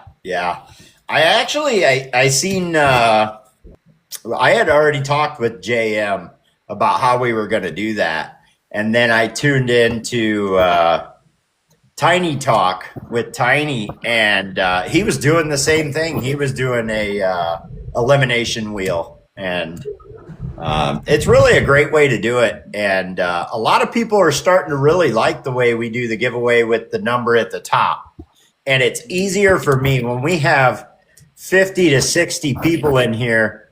That's a lot of numbers to go through to let somebody pick them in the chat, So, who else is in here that would like to come up in a box? Pretty Lure, what's up? Hello. How are you, Rosalie? I'm all good. How was the show for you? Was it busy? Oh yeah, very, very busy. Yep. Good. So many people. It was a great experience for all of us because we met a lot of people who are potential customers. They love our stuff, and yep. And James got a lot of potential customers for his custom paintings. And I Yeah. believe Cody also has some a good contact, so he will have a great collaboration in the future, business collaborations, and yeah, Good. and we also have a potential business collaborations as well. It was a great experience for all of us, really, and yeah, we're gonna make it. We're gonna do it again. The best thing of all is we got to see all of our people face to face. Even Holly made it down to visit with us. Yeah, it was a surprise. Like, oh my gosh, really? Swamp Is this and real? Yeah. Jeff and It was everybody. it was a got long drive for a lot of people, and some of us unfortunately didn't make it down there. And I know it was like a 15-hour drive for them, and I Yeah. think it We would have did been not about the expect same for that. me. Yeah, we did not expect that, and we appreciate it. We are very happy to, our pro staff made a great effort to come down and see us all here. So it is appreciated a lot. You're welcome, Bubba. Bubba got my stuff too. He must have finally went and checked the mailbox. Yeah. Brasher, you also, man, I bet that mailbox was stuffed. He's going, I got your stuff, North Waters, Corey, Brasher. Yeah, and Cody, he's a great help. Also, I don't think we could do it, just me and David without them. He and his family, Crystal, was a great help, including his son Ryder. He is a very big help. We, yeah, I don't think we could do it without them. Yeah. Wood, flies, and bugs says it'd be a 2 to 3 day drive for him. One of these days, Randy, we'll make it out your way, though. Where's he at? He's in Oregon. Oh my goodness. You know, going into even more this year, but going into 2027, we're planning on to hit more shows, kind of like a tour. And Yes, try to get please. around to see everybody. Heck yeah. Get in the areas where it's kind of central that everybody can make a couple-hour drive and get to you, huh? Yeah, skip Ohio. No. You're not skipping Ohio. That's just rude. All right, folks. So next week we just have Holly. That's okay. I'm kidding. I'm I kidding. need to make a very what call that, very interesting questions, I guess. That's okay. Man, I am starting to get a cough, guys. That's not good. Jigs would just We roll on. still got to go through and inventory everything now before we can continue. I was gonna say everybody's just getting back from the show, from Holly and North Waters to Swamp Rooster. You guys and Cody just got back today, basically. We all came from event from the expo, and Yeah. actually we need to reset our settings. But I told David, "Hey David, let's go and lie down a little bit while we're watching our Uncle Corey's podcast." My legs are kicking in really right now. Probably the adrenaline when we were there. Yeah. I was really energetic. Like, I'm always moving around, checking things.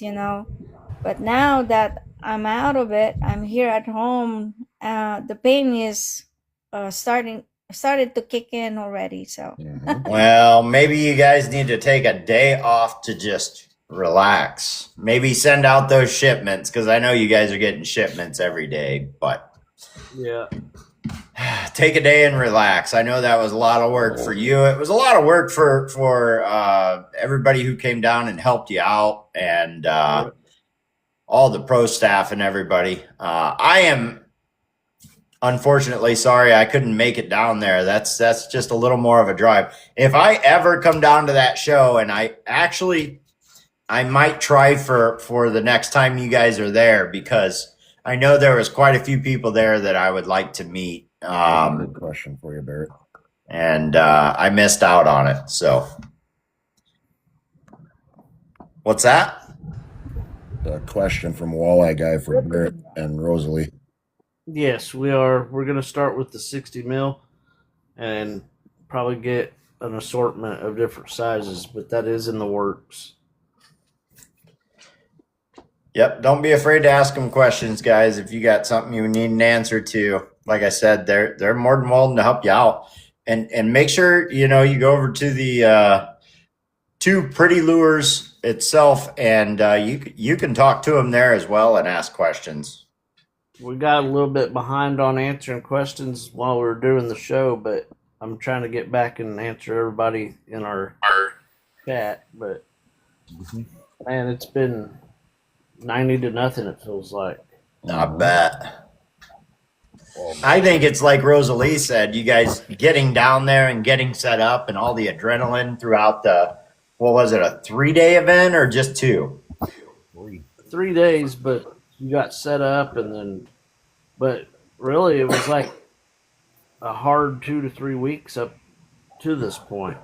I bet. I know you were painting like crazy, and I'm sure Rosalie was packing things up and trying to get things around, and you were helping with that as well. I can't imagine how much work goes into one show.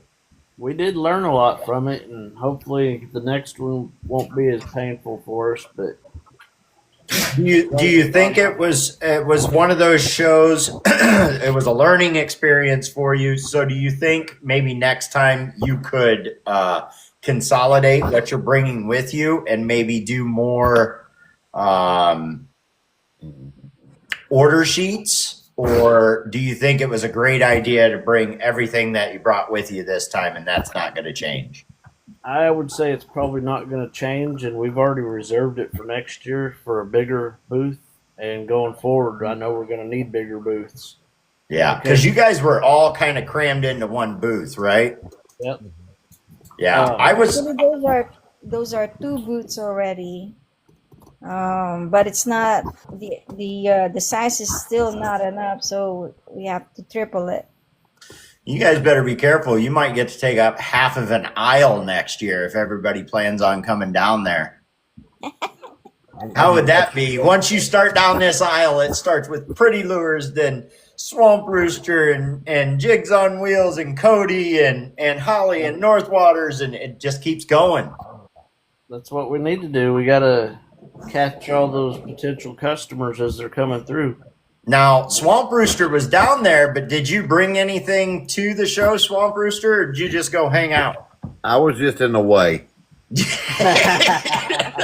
He was just in the way of a Mountain Dew bottle. They'll start. Yep, they are moral support to us. Now, What's up, Willow?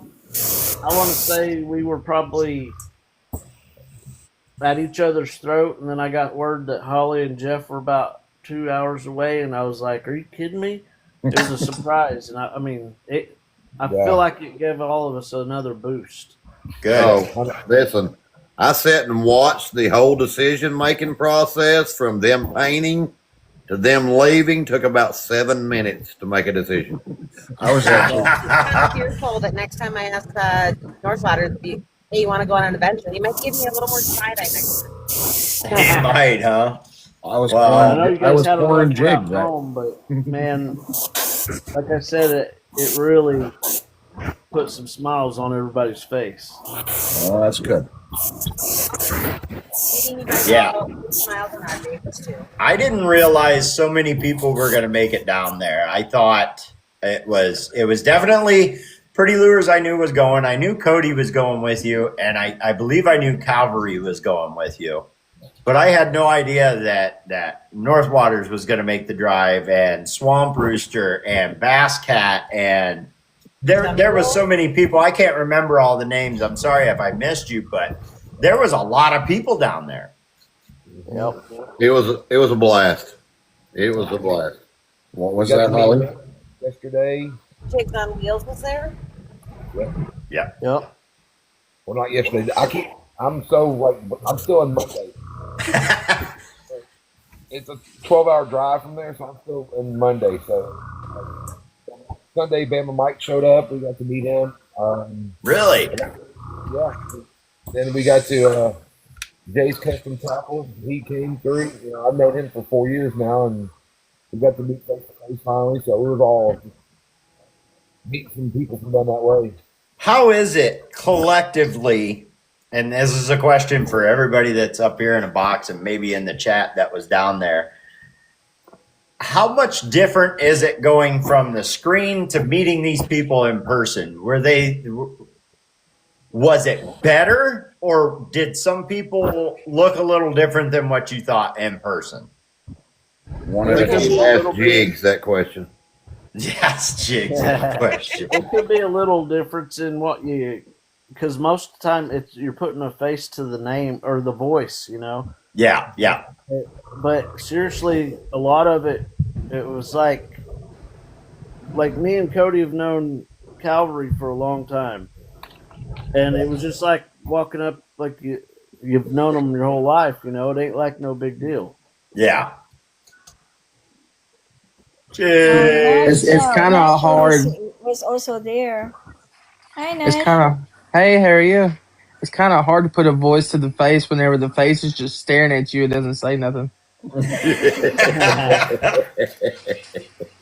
So it's already out there. It's been talked about, and I want to say it on here. As a matter of fact, I'm going to let Jigs say it. What happened down there at the show, Jigs? I became a pro staffer for Pretty Lures. Dang, bro. Congratulations. That's awesome. Appreciate it.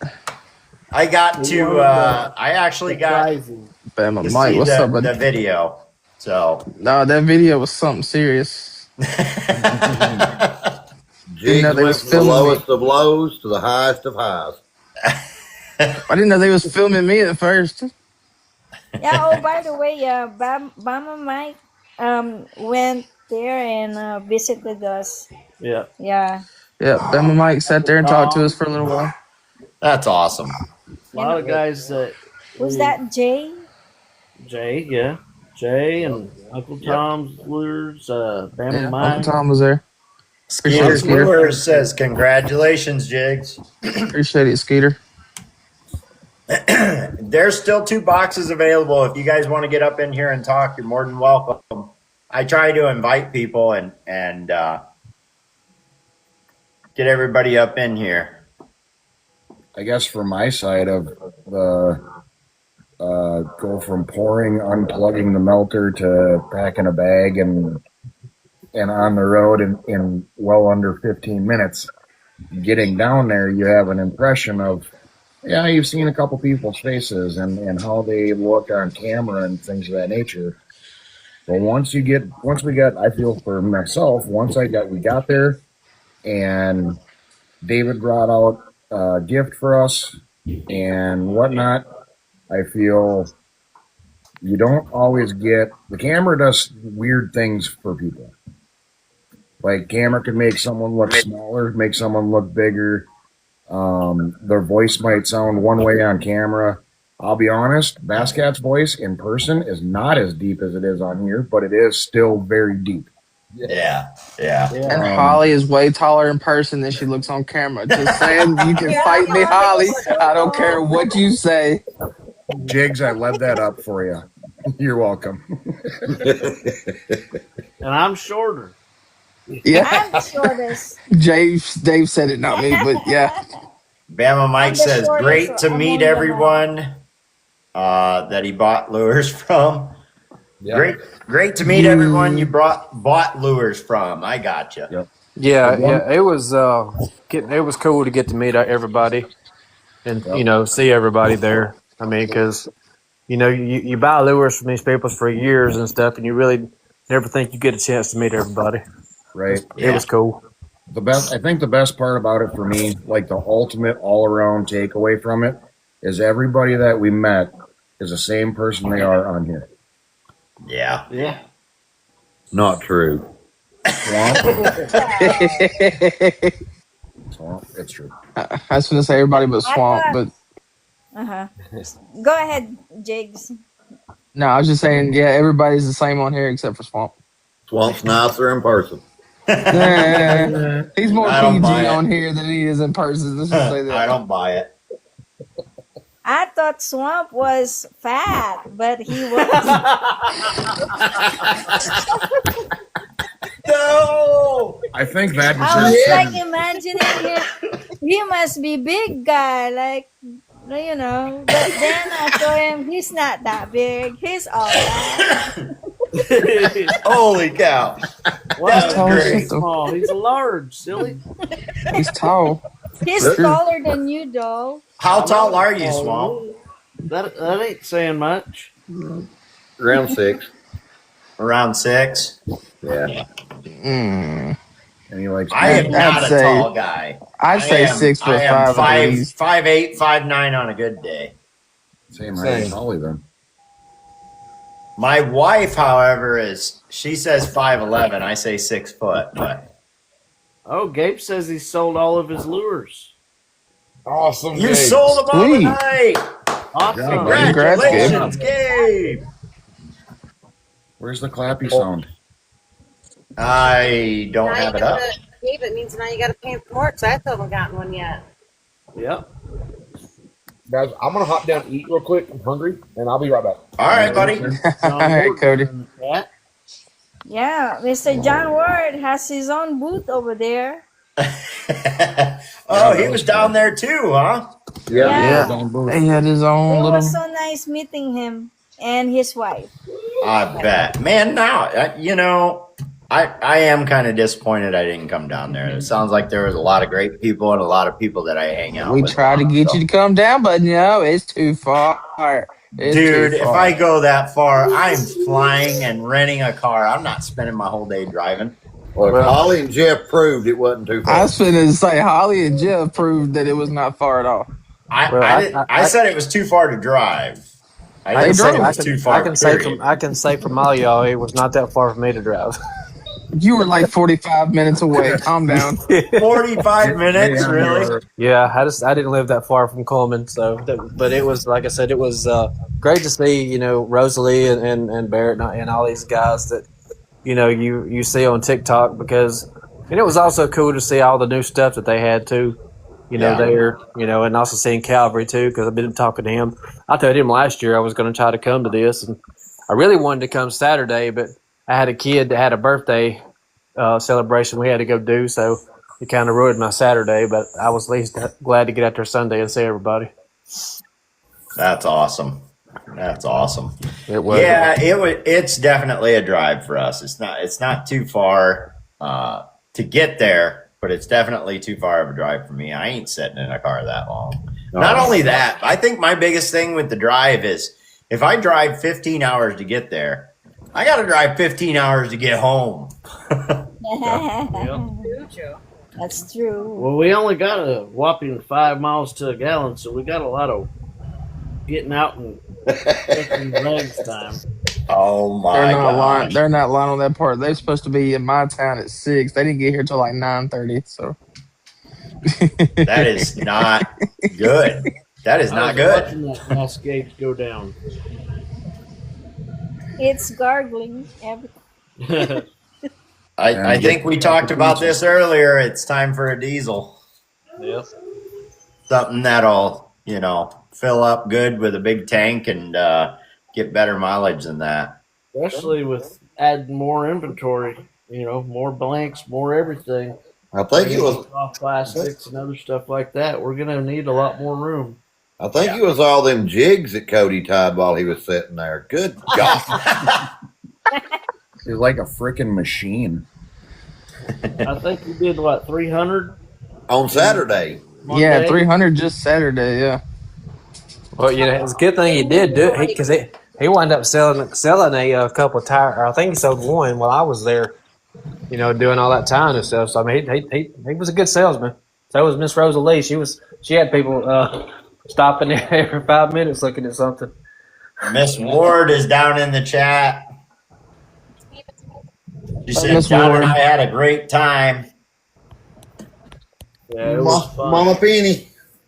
I'll be right back, guys. I got to let these dogs out. Keep going. Hey, Swamp. What I do? Hi. Hi.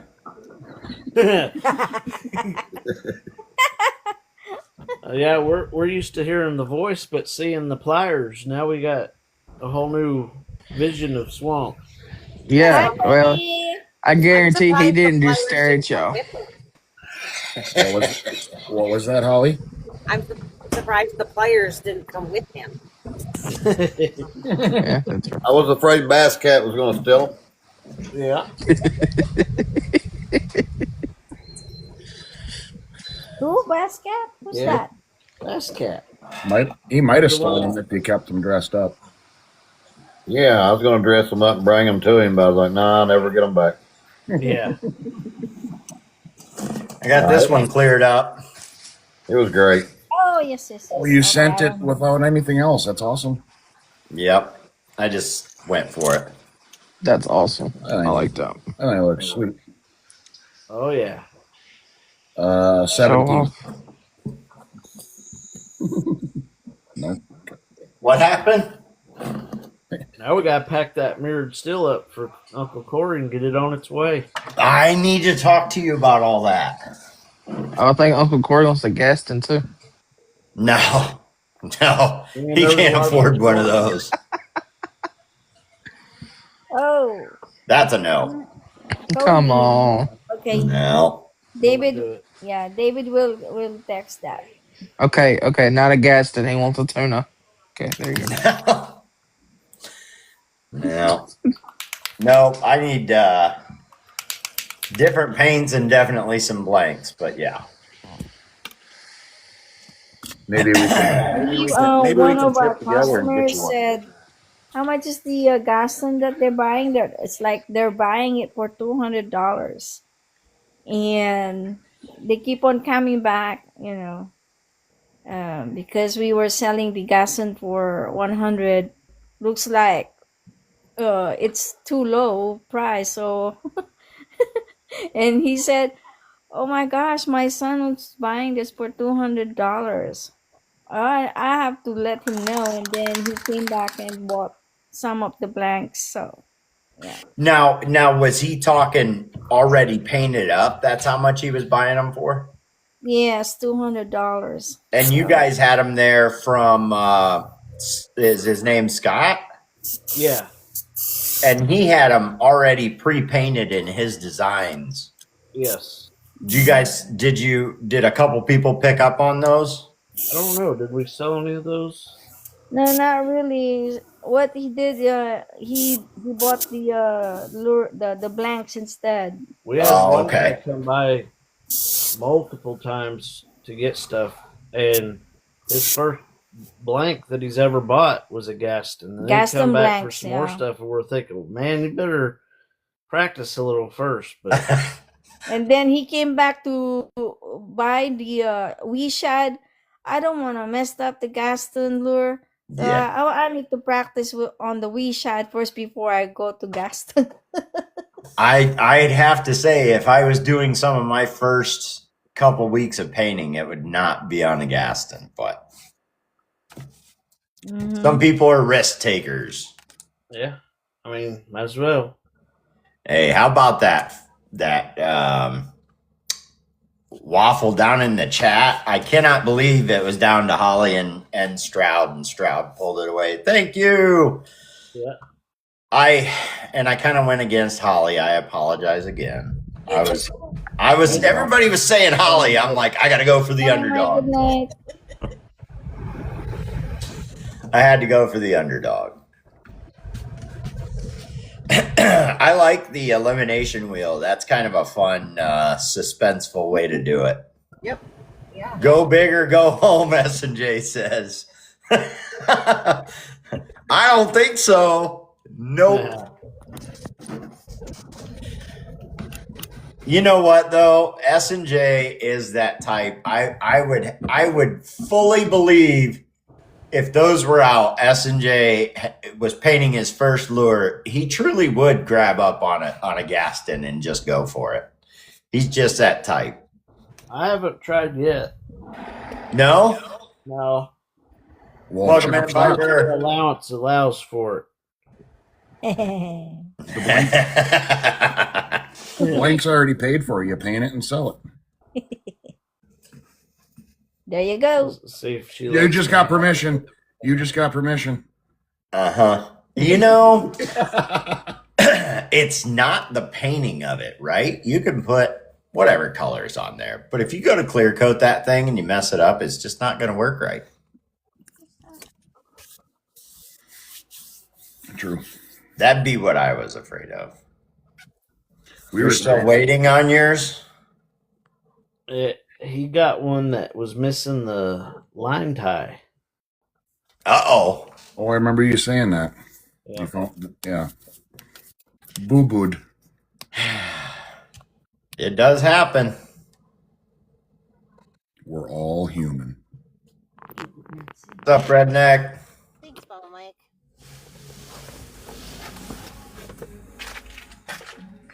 Appreciate all the gifts, guys. Yes, we came right through his town.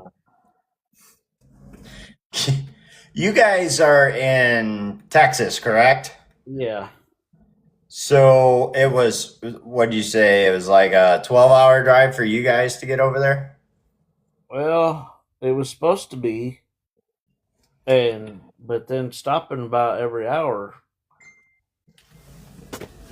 That had a lot of time. Did you have the air conditioning running? No. I could literally, by the time we and get out and just get onto the, like, off the service roads back onto the main road, I could see the gas gauge dropping already. Either the defrost being on instead of like. Absolutely, and I swear we went uphill every direction we went. Well, not only that, that was a pretty good sized trailer and probably taller than the vehicle you were driving. Yeah. Yeah. So that doesn't help. The only suggestion I'll give you, David, is if you do decide to purchase yourself a diesel. Welcome in, Tinsley.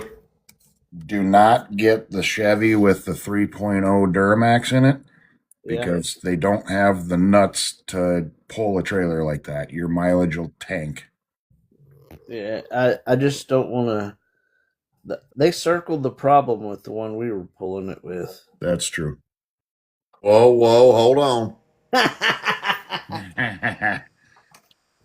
Hey, I can say that because my mom's maiden name is Ford, and that makes me a half Ford. But hey, I'm a Ford guy. That makes you a Pinto. I got that one.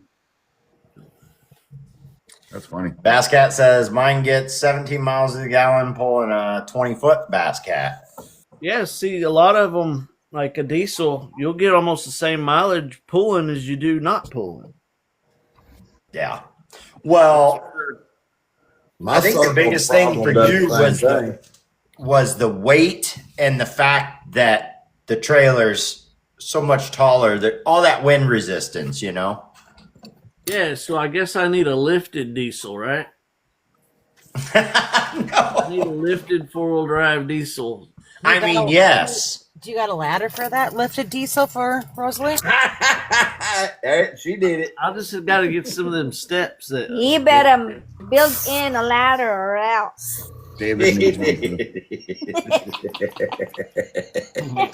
It comes with bungee cords. Strap in and jump up. Jump up. Bass Cat, I have a coworker that has one with the 3.0 Duramax. He gets 24 without his boat and gets just over 14 with his boat. Wow. Yeah, that's kind of bad. Oh, look at that. SJ said Reaper expense 3 times more. With a diesel. Yeah, I guess everybody has different experiences with that 3.0. Repair expense. Is Reapers very expensive? Yes. I don't want that. That's why you get 21-foot Ranger fiberglass walleye boat, yes. So it would be a barge. I doubt they could fit everything for Pretty Lures in the boat to go to the shows. Yeah, haul it out. You're good. There's a lot of storage. The only thing that's ever stopped me from getting a diesel is A, I don't know anything about them, and B, the repair is expensive on them. Somebody told me the other day, they said, yeah, but how often do you work on your vehicle anymore? And the answer is I don't unless I have to. So if you buy a Chevrolet, it's a lot, huh, Basket? Here we go. Never ending battle. What's up, Paul Tart? The new controversial question: What do you pull your rig with? Yeah, no doubt. 99 Suburban, and I get 11 miles to the gallon with or without the Warrior. Just kidding. It's like what's up, Basket? Hey, Swamp. Warranty work costs $0 and 0 cents. Look, I'm just telling you. Yep. When I went and picked it up, I said, "Have a great day." They said, "Have a great day." Well, you got to have a warranty on a Chevrolet. You got to have a warranty on a Ford too. I've had my share of them too. I'm not a Ford, Chevy, Toyota guy. It doesn't matter. As long as it runs good, I'm driving it. In all honesty, if I was going to buy a 3/4 ton diesel truck, I would definitely buy a Dodge. Cummins, really? Yes. Cummins all day. Yep. I mean, they've got that Aisin transmission, and I'm not going to say it's as good as the Chevrolet transmission, which is Allison, but it's close. And that 6.7 Cummins is way better than a Duramax. So, question. Joe's comment, so Cummins 3,500. My question is, I know tabs are different in every state. Here in Minnesota, your half-ton tabs, say it's a brand new 2026, your half-ton tabs are probably going to be like $700 a year. You go to a 3/4 ton, you're looking at probably $900 a year, if not more. You go to the 1 ton, the 3,500. Minnesota has a straight flat fee of $95 a year. Yeah. North Carolina don't get bad till you get, I think, 3,500 and up. Yep. That's the way it is here. Okay. Yeah. 2,500 is just like a 1,500 pretty much. And it's all about how you get it weighted on your weighted tag. And that trailer that David and them was pulling a 2,500 will handle it easily. That's what I think too. It was very unstable. Yeah, a 2,500 pull it. You really got to get the Aisin transmission though, if you go with a Dodge. Yes, most definitely. There's no way around it. I miss my half-ton Ram. My coworker's boat that I was talking about is 21 foot. I had that behind my 2011 Ram, and it was almost like it wasn't there. And that was just a 5.7 Hemi. But the new Tundras that we have for work trucks, it was like our work. I used it one weekend because my truck was down, and it had all the power in the world with that V6. But you could, just like David was saying, you could just watch the gas gauge move. I'll tell you that 3.0 Duramax I got, as far as pulling a 20-foot bass boat, it gets 17, 18, and it has no problem pulling it because it has plenty of bottom end torque. Sure. And maybe it's different by truck, because you got one, like you're getting 17. My coworker's getting 14 with his walleye boat. I know another guy that's getting 19. Yeah. 19 foot walleye. That and mine won't get but 17 pulling a 20-foot boat. I mean, I don't know what that trailer weighed that David M was pulling. I mean, I don't know. I don't know exactly what it weighs yet either. We picked it up 2 days before we left, but it's just like go get a Peterbilt wind sail too. Like it sticks up pretty high. Yeah, it does. Is it a flat front, David? I didn't pay it that close attention. Mm-hmm. It's flat, but it's V. Well, if it's got the V front on it, it shouldn't be too bad. It does have the V front. I remember seeing it. Well, that shouldn't be too bad. We pulled out of Texas here. It was like, I want to say 30 to 45, probably mile-an-hour winds. That helps nothing. and it was that way all the way till we got to Mississippi to pick up Jig's stuff, and it was uphill all the way to Mississippi. Yeah, And that then doesn't help. we went back on the 20, and it was uphill all the way through, like, till we got into Texas. Dang. So both directions we went uphill. I don't know. I mean, I've never pulled anything that's, that catches wind like that with mine, but I'm going to say it should at least still get 15 Yeah. pulling a I trailer like was that. doing about 80 most of the time, but Right. Well, what year is that thing, too, it's an 05. Yeah. They let its tongue hanging out, I'll tell you that. Yeah. The problem is circled. Yeah. You might be better off. Now, just hear me out. I know Northwater's mentioned it, is getting one of those bigger ones with a sleeper in it, so you don't have to get a hotel either. That's what Calvary was saying. We should get a toy hauler instead. Good gosh, you do want to spend some money, huh? Yeah. That's He's impressive. saying get that and then not have an Airbnb and all that stuff. But Right. I like being able to relax when we got done and hang out with everybody. And Well, actually stretch out. Well, you live in Texas. Sure. I can tell you for sure what you don't want to do. You do not want to buy a 3/4 ton gas burner if you don't like shitty fuel mileage. yeah, If you live in Texas, just get you one of those cattle trailers with sleeping quarters in the front. They got to be everywhere out there. maybe.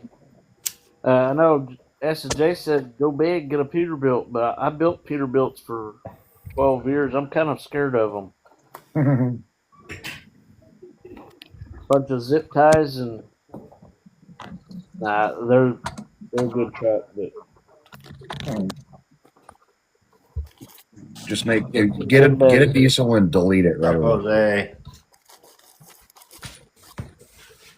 Yeah, just wait. They're all getting rid of these plastic rocker arms, and it'll be all right.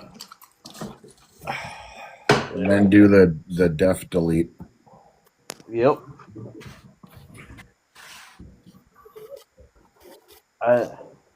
We got to get a truck. That's all there is to it. But right. I know I ain't gonna be able to pull that thing with my Mercedes. They're lightweight. S&J says true, but they're lightweight with all them zip ties. Yeah. I remember I used to go through at least 1,000 zip ties a shift. Wow. Yeah. But seriously, they are one of the best trucks on the road too.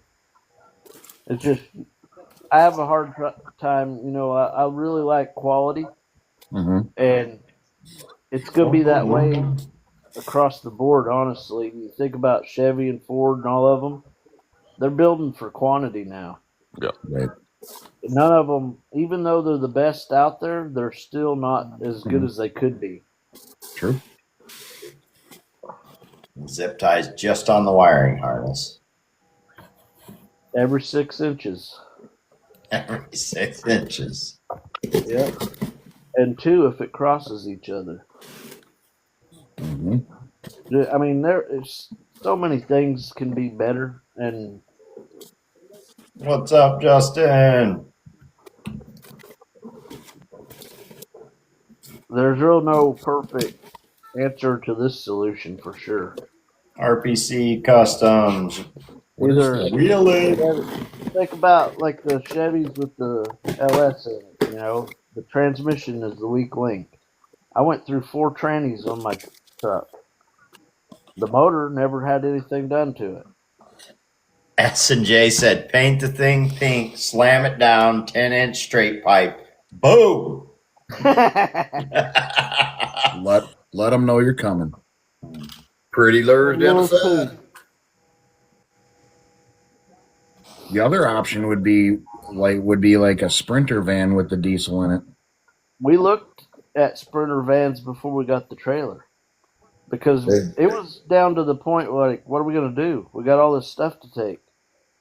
and looking at sprinter vans and trailers to rent and stuff, and with plans of doing this more than just this one time. That's why we're like, we better just buy the trailer. Yeah. Because like 3.5 trips and the trailer is paid for. Mm-hmm. Tim's in here. Twisted Richie. I know S&J. I just threw it out there. Justin Barber. You're snoring. Welcome in, everybody. We're all just hanging out. Everybody's welcome up in a box. Get up in here and chat with us. I mean, I'll donate my Suburban to you, and we can trade for the Mercedes. I don't know if you want it back or if I'm even getting it back. Oh, that's right. Hey, you haven't heard anything on that yet? No, it's still stuck in Arizona. What are they dragging their feet on? I don't know. We hit that I-beam going 75 to 80 miles an hour. There's going to be more wrong with it than tires and wheels, and that's what they've done so far. It had fuel pouring out of the bottom of it, so it is leaking fuel. They say they can't find a fuel leak. I'm like, well, because it all leaked out. It's been sitting there for a month. Yeah. And that's the kind of place that it's at right now, because I was in the middle of the desert. There was nothing. Yeah. And the insurance is just like, cut them a check for tires and wheels. And I'm like, I can't pick it up. It's 14 hours away from me. And it leaks fuel. Yeah, no kidding. But I would imagine once I get the tires and wheels on it and get some fuel in it and take it over and do more inspecting, they're going to find the suspension has been rocked pretty hard and possibly a wrinkle in the firewall, which totals the vehicle. Somebody needs to follow me on my second account. Why you got another account? It's hard to keep up with everybody's accounts.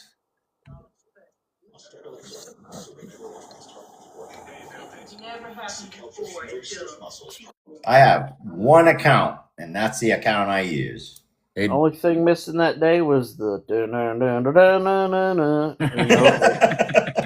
because we went airborne. I've been there before. That's not fun. Wow. I always liked Waylon and the good old boys, and I lived up to it that day. Yeah. Well, I'm glad you guys are okay, though. That could have been a whole lot worse. Yeah. Truth.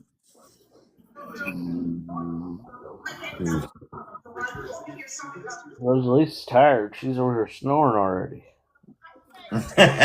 She's done. S&J, we're going to be getting all kinds of shipping stuff done over the next day or two. Tomorrow we'll do it. You're awake now? Tomorrow. What are we trading? Gaston glides? What? I missed something. You're talking about your truck. Oh, it's a lot of Gastons. A lot of Gastons. Yeah. Like 4. Well.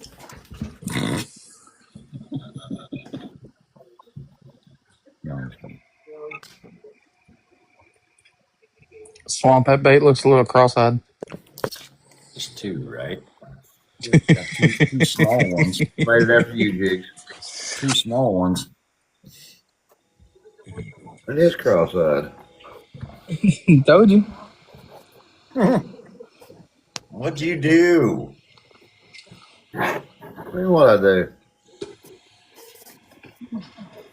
Hey, Lorette proved that the eyeballs don't matter on his bait. He picked on himself for his eyeballs, and it's like second cast, he caught a fish. Yep. What's up, Benster? I know you've been in there. That looks sharp, Swamp. Different for sure. That is pretty cool. I've had a headache for about 5 days. You need to go see somebody for that, because you had it back on Saturday at dinner time. Yep. What happened? What'd I miss? I'm putting my foot down, David. Go see somebody. Mama Holly, help. I told Rosalie I just need to like go get some vodka or something to numb my face. That's called a stroke, sir. You had a headache for 5 days. You started doing the business full time on the 30th. How much of that is sitting in a chair staring downward at a computer? Quite a bit, but I'm gonna say it could be some stress, Yeah. some sinus. Fuck. Hey, apparently we're going on an adventure again. Where are you going this time? It sounds like your house. I don't know. She hasn't said yet. She hasn't told me yet. Go get in the car. She's got her hand behind her back, says, want to go on an adventure, and she's doing like a penguin dance. No, that's a Oh no. This is the penguin dance. I'll turn my camera on, flip around so everybody can see what the hell's going on. Because you have to put your flippers out like this. Okay, we're gonna. Nope. No. So yeah, what I'm saying is it's probably the big change from being up and moving all the time. I'm not sure exactly what you did for work every day, but I would assume it wasn't just sitting and watching and playing on a computer. I sat because I can't stand very long, about 10 minutes. Oh, okay. But I sat and took apart thermal scopes and fixed them, like thermal hunting scopes. Mm-hmm. That's What's up, Crystal? Here. Ooh. Look, I can do this. Well, did you ever try Benadryl, David? That. You have to go to limit there's this. the touch, huh? Where's it going this time? So you're gonna Uncle go. Corey, I You're don't gonna know go throw if it in an OCS. There you go. You what? So we decided before we took off the other night to start doing a bait around the country to different bait makers to raffle it off for the St. Jude deal. So me and Cody put our touch on it, sent it in a package to Holly. Holly's got it. She did hers. Now she's going to take it on over to OCS. And he's going to put his touch on it. Old bare ass. Where it's said old bare ass. There you go. So he's going to put his touch on it. Then where's it going? I don't know. I don't know. Wherever he decides to send it. And I mean, this was a quick deal, no real planning, which is my way of doing things. Yep. I ain't a quick planner. But maybe next year we could get started on it a little early and get it out to more people. Yeah. Just sending it and having one thing done to it, and then we'll see how it ends up. Yeah. Kind of got the inspiration off of JM and what Swamp did as a collab between two. But this way we can collab between a lot of us on one bait. I think it's a good idea. It'd be interesting to see how it turns out. Yep. JM and I have another one in the works already. That's awesome. I got my half done. Now he gets to do the second half.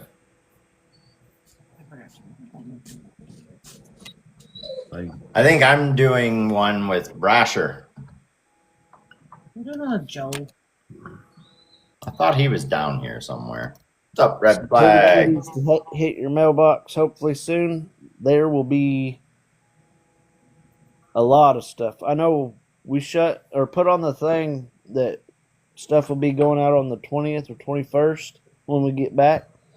And we still had orders coming through. Like, I want to say there's 20 orders while we were in Alabama still.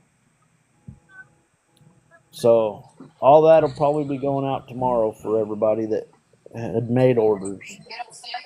Well, if it's going to make it Normally, complicated for me to get a hold of you and change some things, you just send that out and I'll just make a different order. well, either way, I'll be at it all day tomorrow. But It's your job. yeah, you know, I was worried about people waiting, because normally we send the stuff out next morning. Yeah. And I'm like, as busy as we were at the show, we couldn't be going out and mailing stuff off. She planned on mailing from Alabama, but then it was going to throw stuff off anyway. Yeah. So we're just going to try to get everything out to everybody as quickly as possible. And then going forward, it'll be back to fast shipping again. Well, what can you do? And I think people understand that. Anybody who's ever bought from you guys 100% knows that things go out pretty quick and with a good quality manner. But when you're doing shows and stuff like that, it changes things, Yeah, I'll tell you what, those catfish did make an impact at the show, so don't let them go too cheap. Yeah. They were bringing the right money. I still have one. I haven't painted yet. It's what I consider a more expensive blank compared to your typical blanks, like a 2.5 or something like that, but they do bring the money. Like, I know Calvary traded his for a Hellcat fishing pole while he was there. I tried to trade one and they wouldn't take the trade. They paid me Poor Dave. instead. Poor me. Everybody got poles except for me. I almost said no, I didn't, but yeah, I did. If it makes you feel any better, I bought mine. I did not. I tell you what, there's no better place to get your poles than at these shows. Good Sometimes base you can catch them price, on a is deal. it? They work with you a lot. That's good. Yeah, you can catch good ones on a deal for sure. Well, I'm going down to the Columbus show here in the next week and a half, and I'm excited for that. I wish a lot of the guys that were at that one's going to be at this one, but I don't think so. I know that we met one group of guys, I forget their name, and they're wanting to put one on here in South Texas that'll be strictly bait makers or, fishing.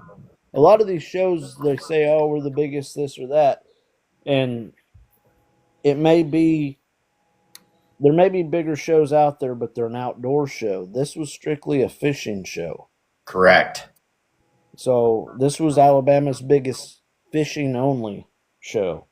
Yeah. So there was some people that I know were like, hey, there's been bigger ones, but it's everything involved there. Mm-hmm. I will be dropping this bait off with Lauren tomorrow after work. Awesome. She texted him and asked about tonight, and he said tomorrow would work better. So awesome. He's busy. Must be. He's getting his root beer float on.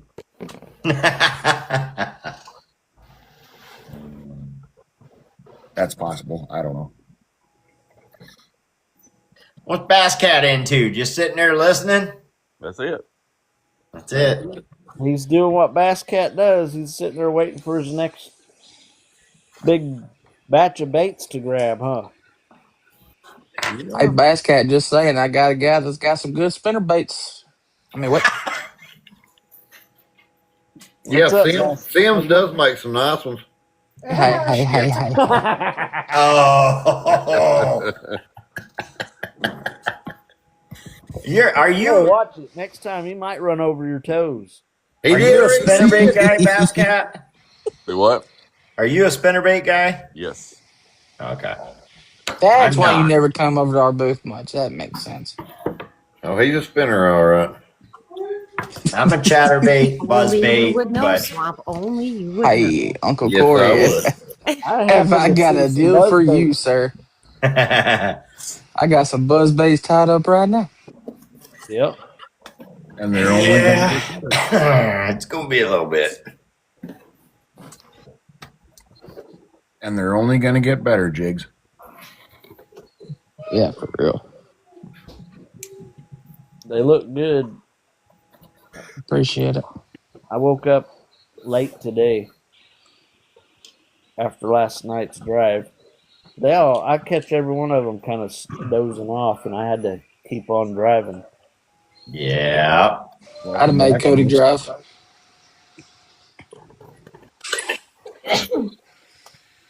I'd have made Now Cody he's drive got at least a little bit.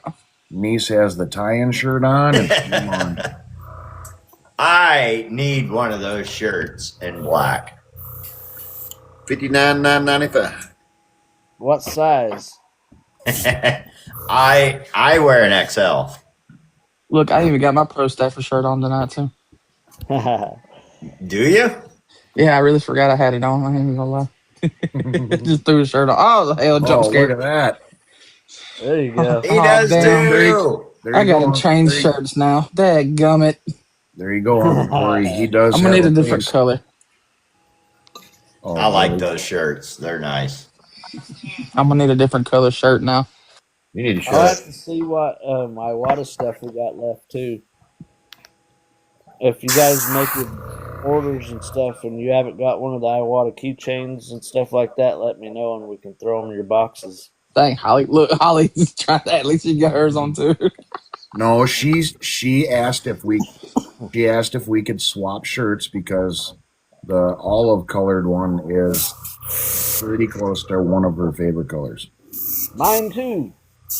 What's up, Bass Smuggler? But the one I got isn't my size. Yeah, those Iwata keychains are pretty cool too. They're heavy. I'll have to put it in the notes on our next order, David, that for the Iwata stuff, All right.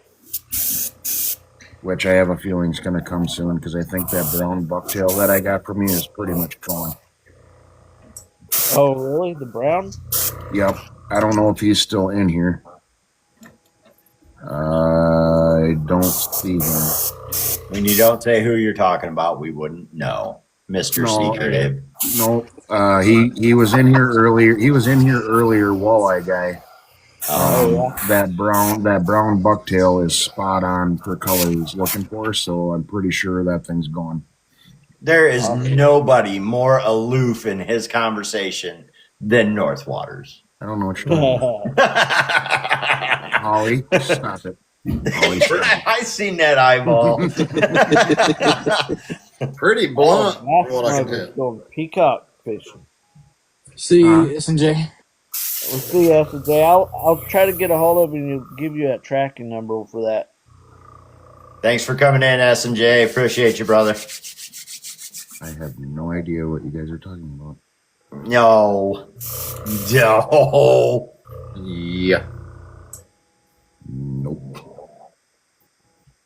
I'll It's slide pretty that good. piece of paper out And to all you that, soon. What was that, Dave? I said there were some pretty good bucktails in the mix on those. Mm-hmm. They didn't nail that green. Actually, hang on. I'll be right back. Yeah, he can show you both of them next to each other. Back to tying already, Mr. Cody? Oh, jeez. Ooh. What was it? I missed it. Oh, double take. Don't do that. All right, what am I getting picked on about? No. Not yet.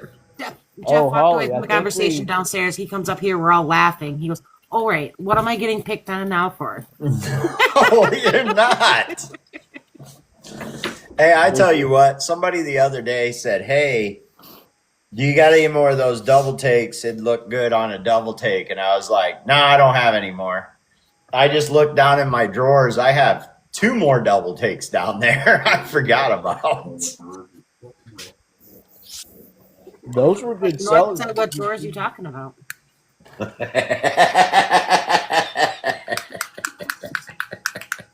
Oh, I promise you, you're not going to do a double take. No.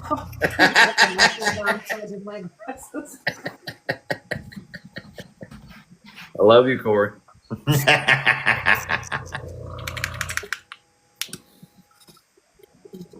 Oh my goodness. Bubby, you calling it quits already? What's that? See you, Bubba. Have a good night, man. Bubba's out. Have a good night, Bubba. He made See a you, comment Bubba. earlier. Thank you for all your help. Bubba made a comment earlier with all the snow and stuff like that. It's gonna be Oh man. yeah. Oh, no. Some busy nights for him. It's Well, not Bubba, just we need to busy talk nights, real it's soon. odd hour nights for him. You know what I mean? Depending on the snow is what hours he has to work, and that just sucks. Yeah. Strouds is back. JM, he's wondering if you mailed that yet. There you go, David. Donk candy. There's one tail. Yeah, that's not too bad. Here, I'll spread them out a little bit better. Oh, you had a message down in the chat if you're still here. Yeah, hang on. I'll take them out of the thing. Yeah, he's still here. You got a message from Birdie Lure.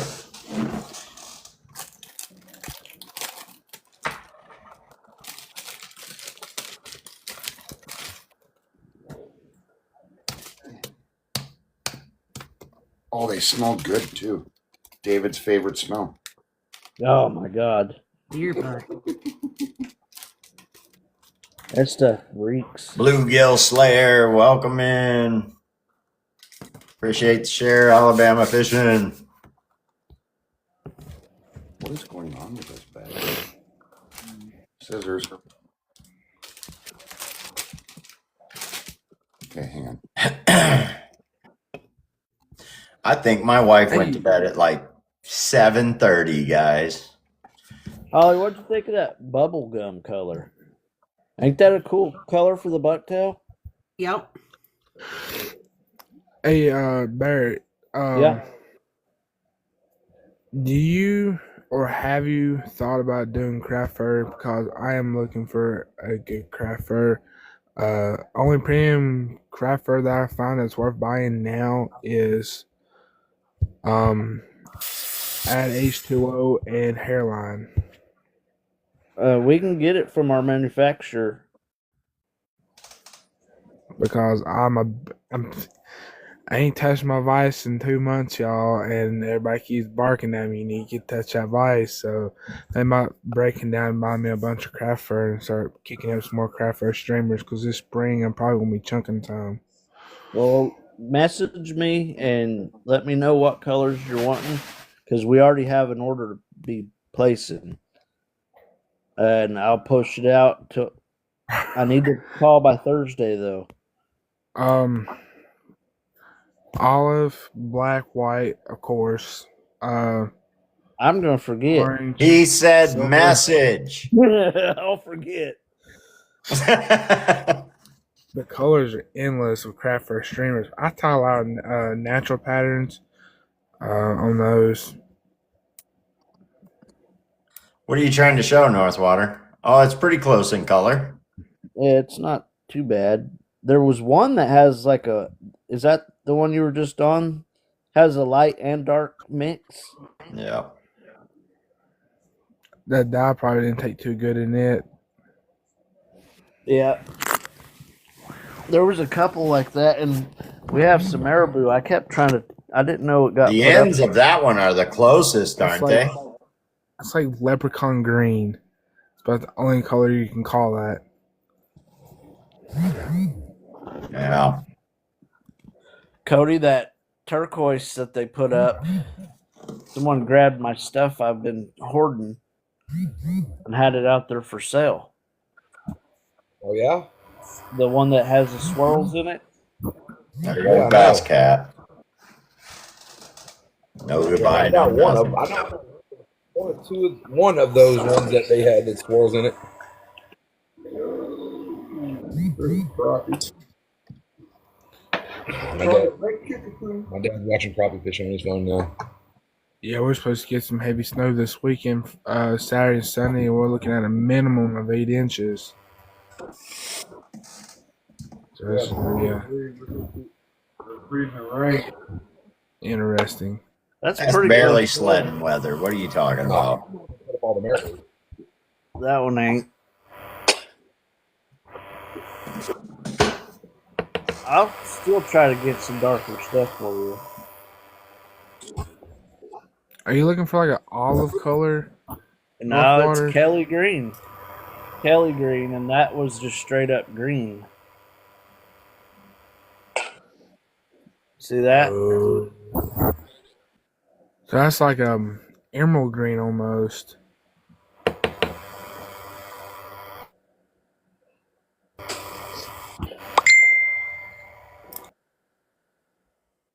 We sold a lot of Chanel.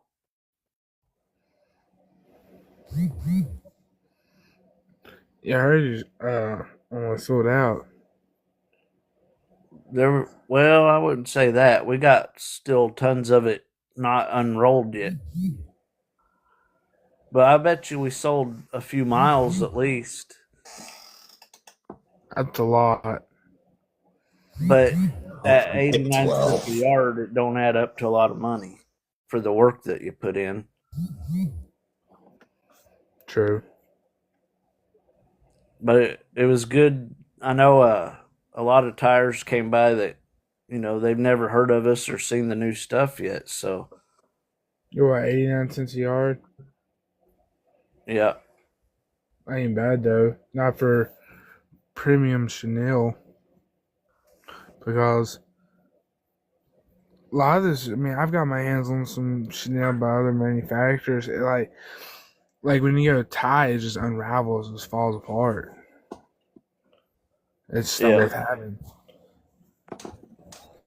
I got a couple colors that I've gotten in that little. It's like when I order that big box of stuff, I ain't tried out yet. Like the Pretty Debbie and a couple other colors.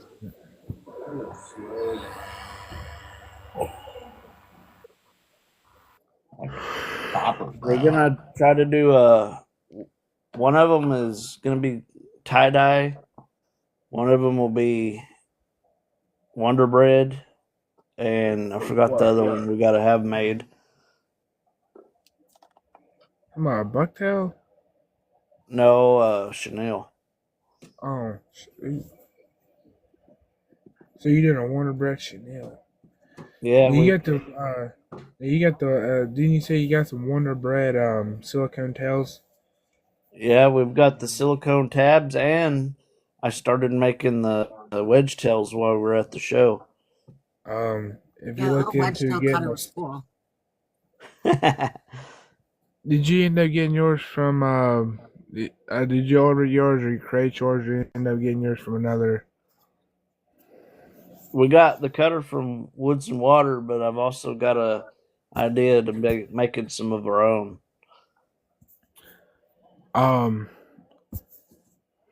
I've used a lot of split tails. Split tails are probably one of my favorites to tie. Probably one of my favorite style jigs to fish too.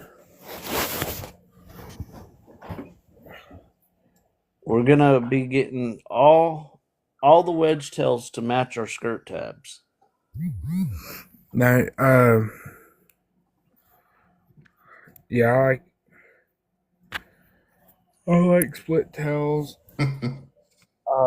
Cricket tails are pretty good too. We've got that. Well, crickets. Yeah, we got the wedge, we got split, and crickets. You got the standards, or you have the micros, or you have both? Don't remember. You probably got the standard.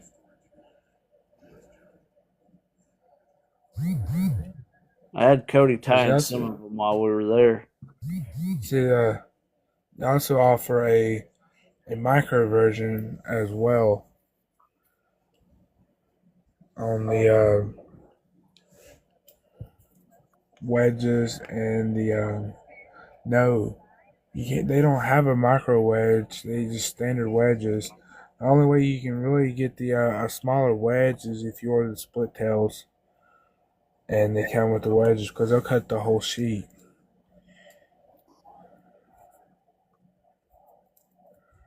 Yeah, when you cut the wedge, you get or cut the split tail, you get a wedge with it. Mm-hmm. The wedges that come out of the standard split tail works great for 1/32. Now, if you get the micro split tails, they work great on the 64s and 180s.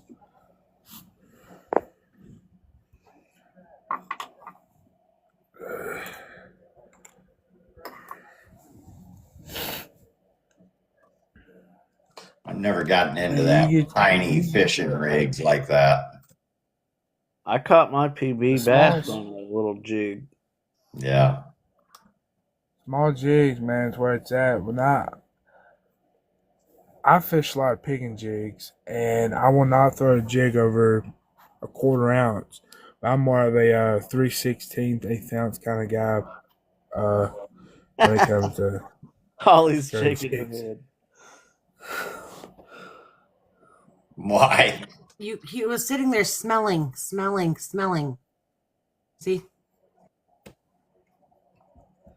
He's That's smelling. probably where my headache came from, smelling that crap.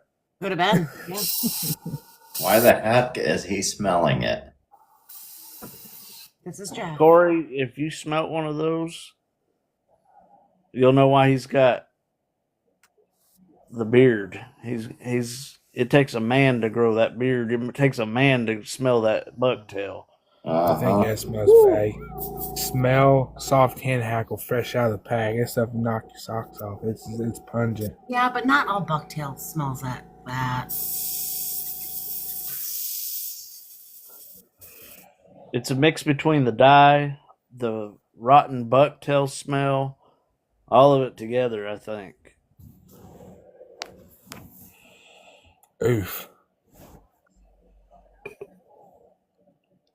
Even the Chanel has it, so it's the dye.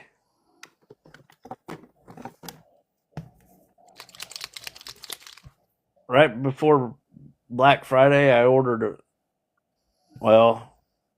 I want to say probably 30 bucktails, and then we had over 4 miles of chenille in one box, and I opened the front door and walked in and was like, whew, the smell was pretty intense.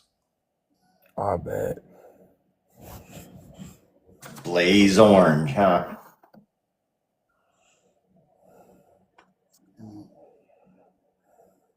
I tell you though, I That's my sold a favorite lot of color. that mirrored steel, Corey.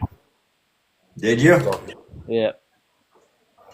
I used about a 1/4 of this bottle already. It's cool stuff. Yeah, the wife goes, I ordered you some more, but it's not here. She goes, I didn't think you had any. And I'm like, no, I had some. And she actually ordered, and it's funny because Swamp was using it. She ordered a black candy, and it's definitely her fault. It's on the sheet as black candy, but she wanted to order the brandy wine. And she goes, I must have clicked the wrong button. And I said, that's all right. I'll get with them because I think I wanted to add some colors and stuff. And that black candy's good too. Huh? That black candy is a really good color to be carrying yourself too. Oh, I have one already. That makes my second one. I got you. So she meant to order the brandy wine or something like that and the candy, and she accidentally clicked black. And I'm like, it's not a problem. I mean, black is a great color to have. Yeah. I need some of them, Jeff.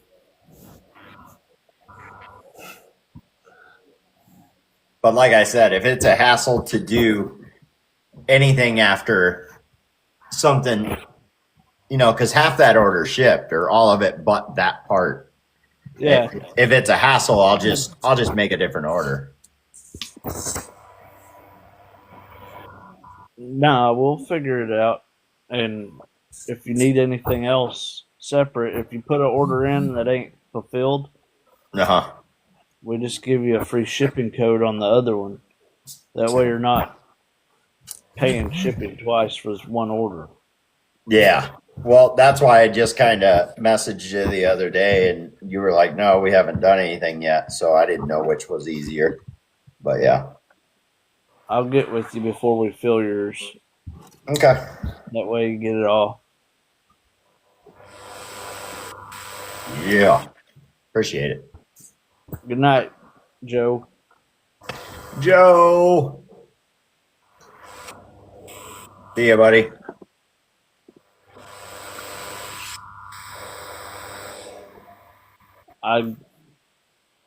You know that in our pre-lures chat, Holly, the name and the other on Joe's the name, here. I think we come up with a name that we're thinking may be good. So I'm gonna see what all you guys think.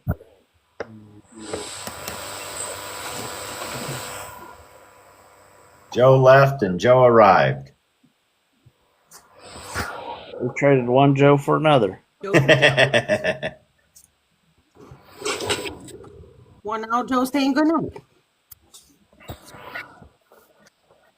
Tell you what, folks, I think the adrenaline rush of starting the show and everything is catching up to me. I'm actually getting quite tired. All right. But somebody else is more than welcome to start up a live if they want, if you guys want to figure out who that's going to be or if you're all done for the night. Northwater.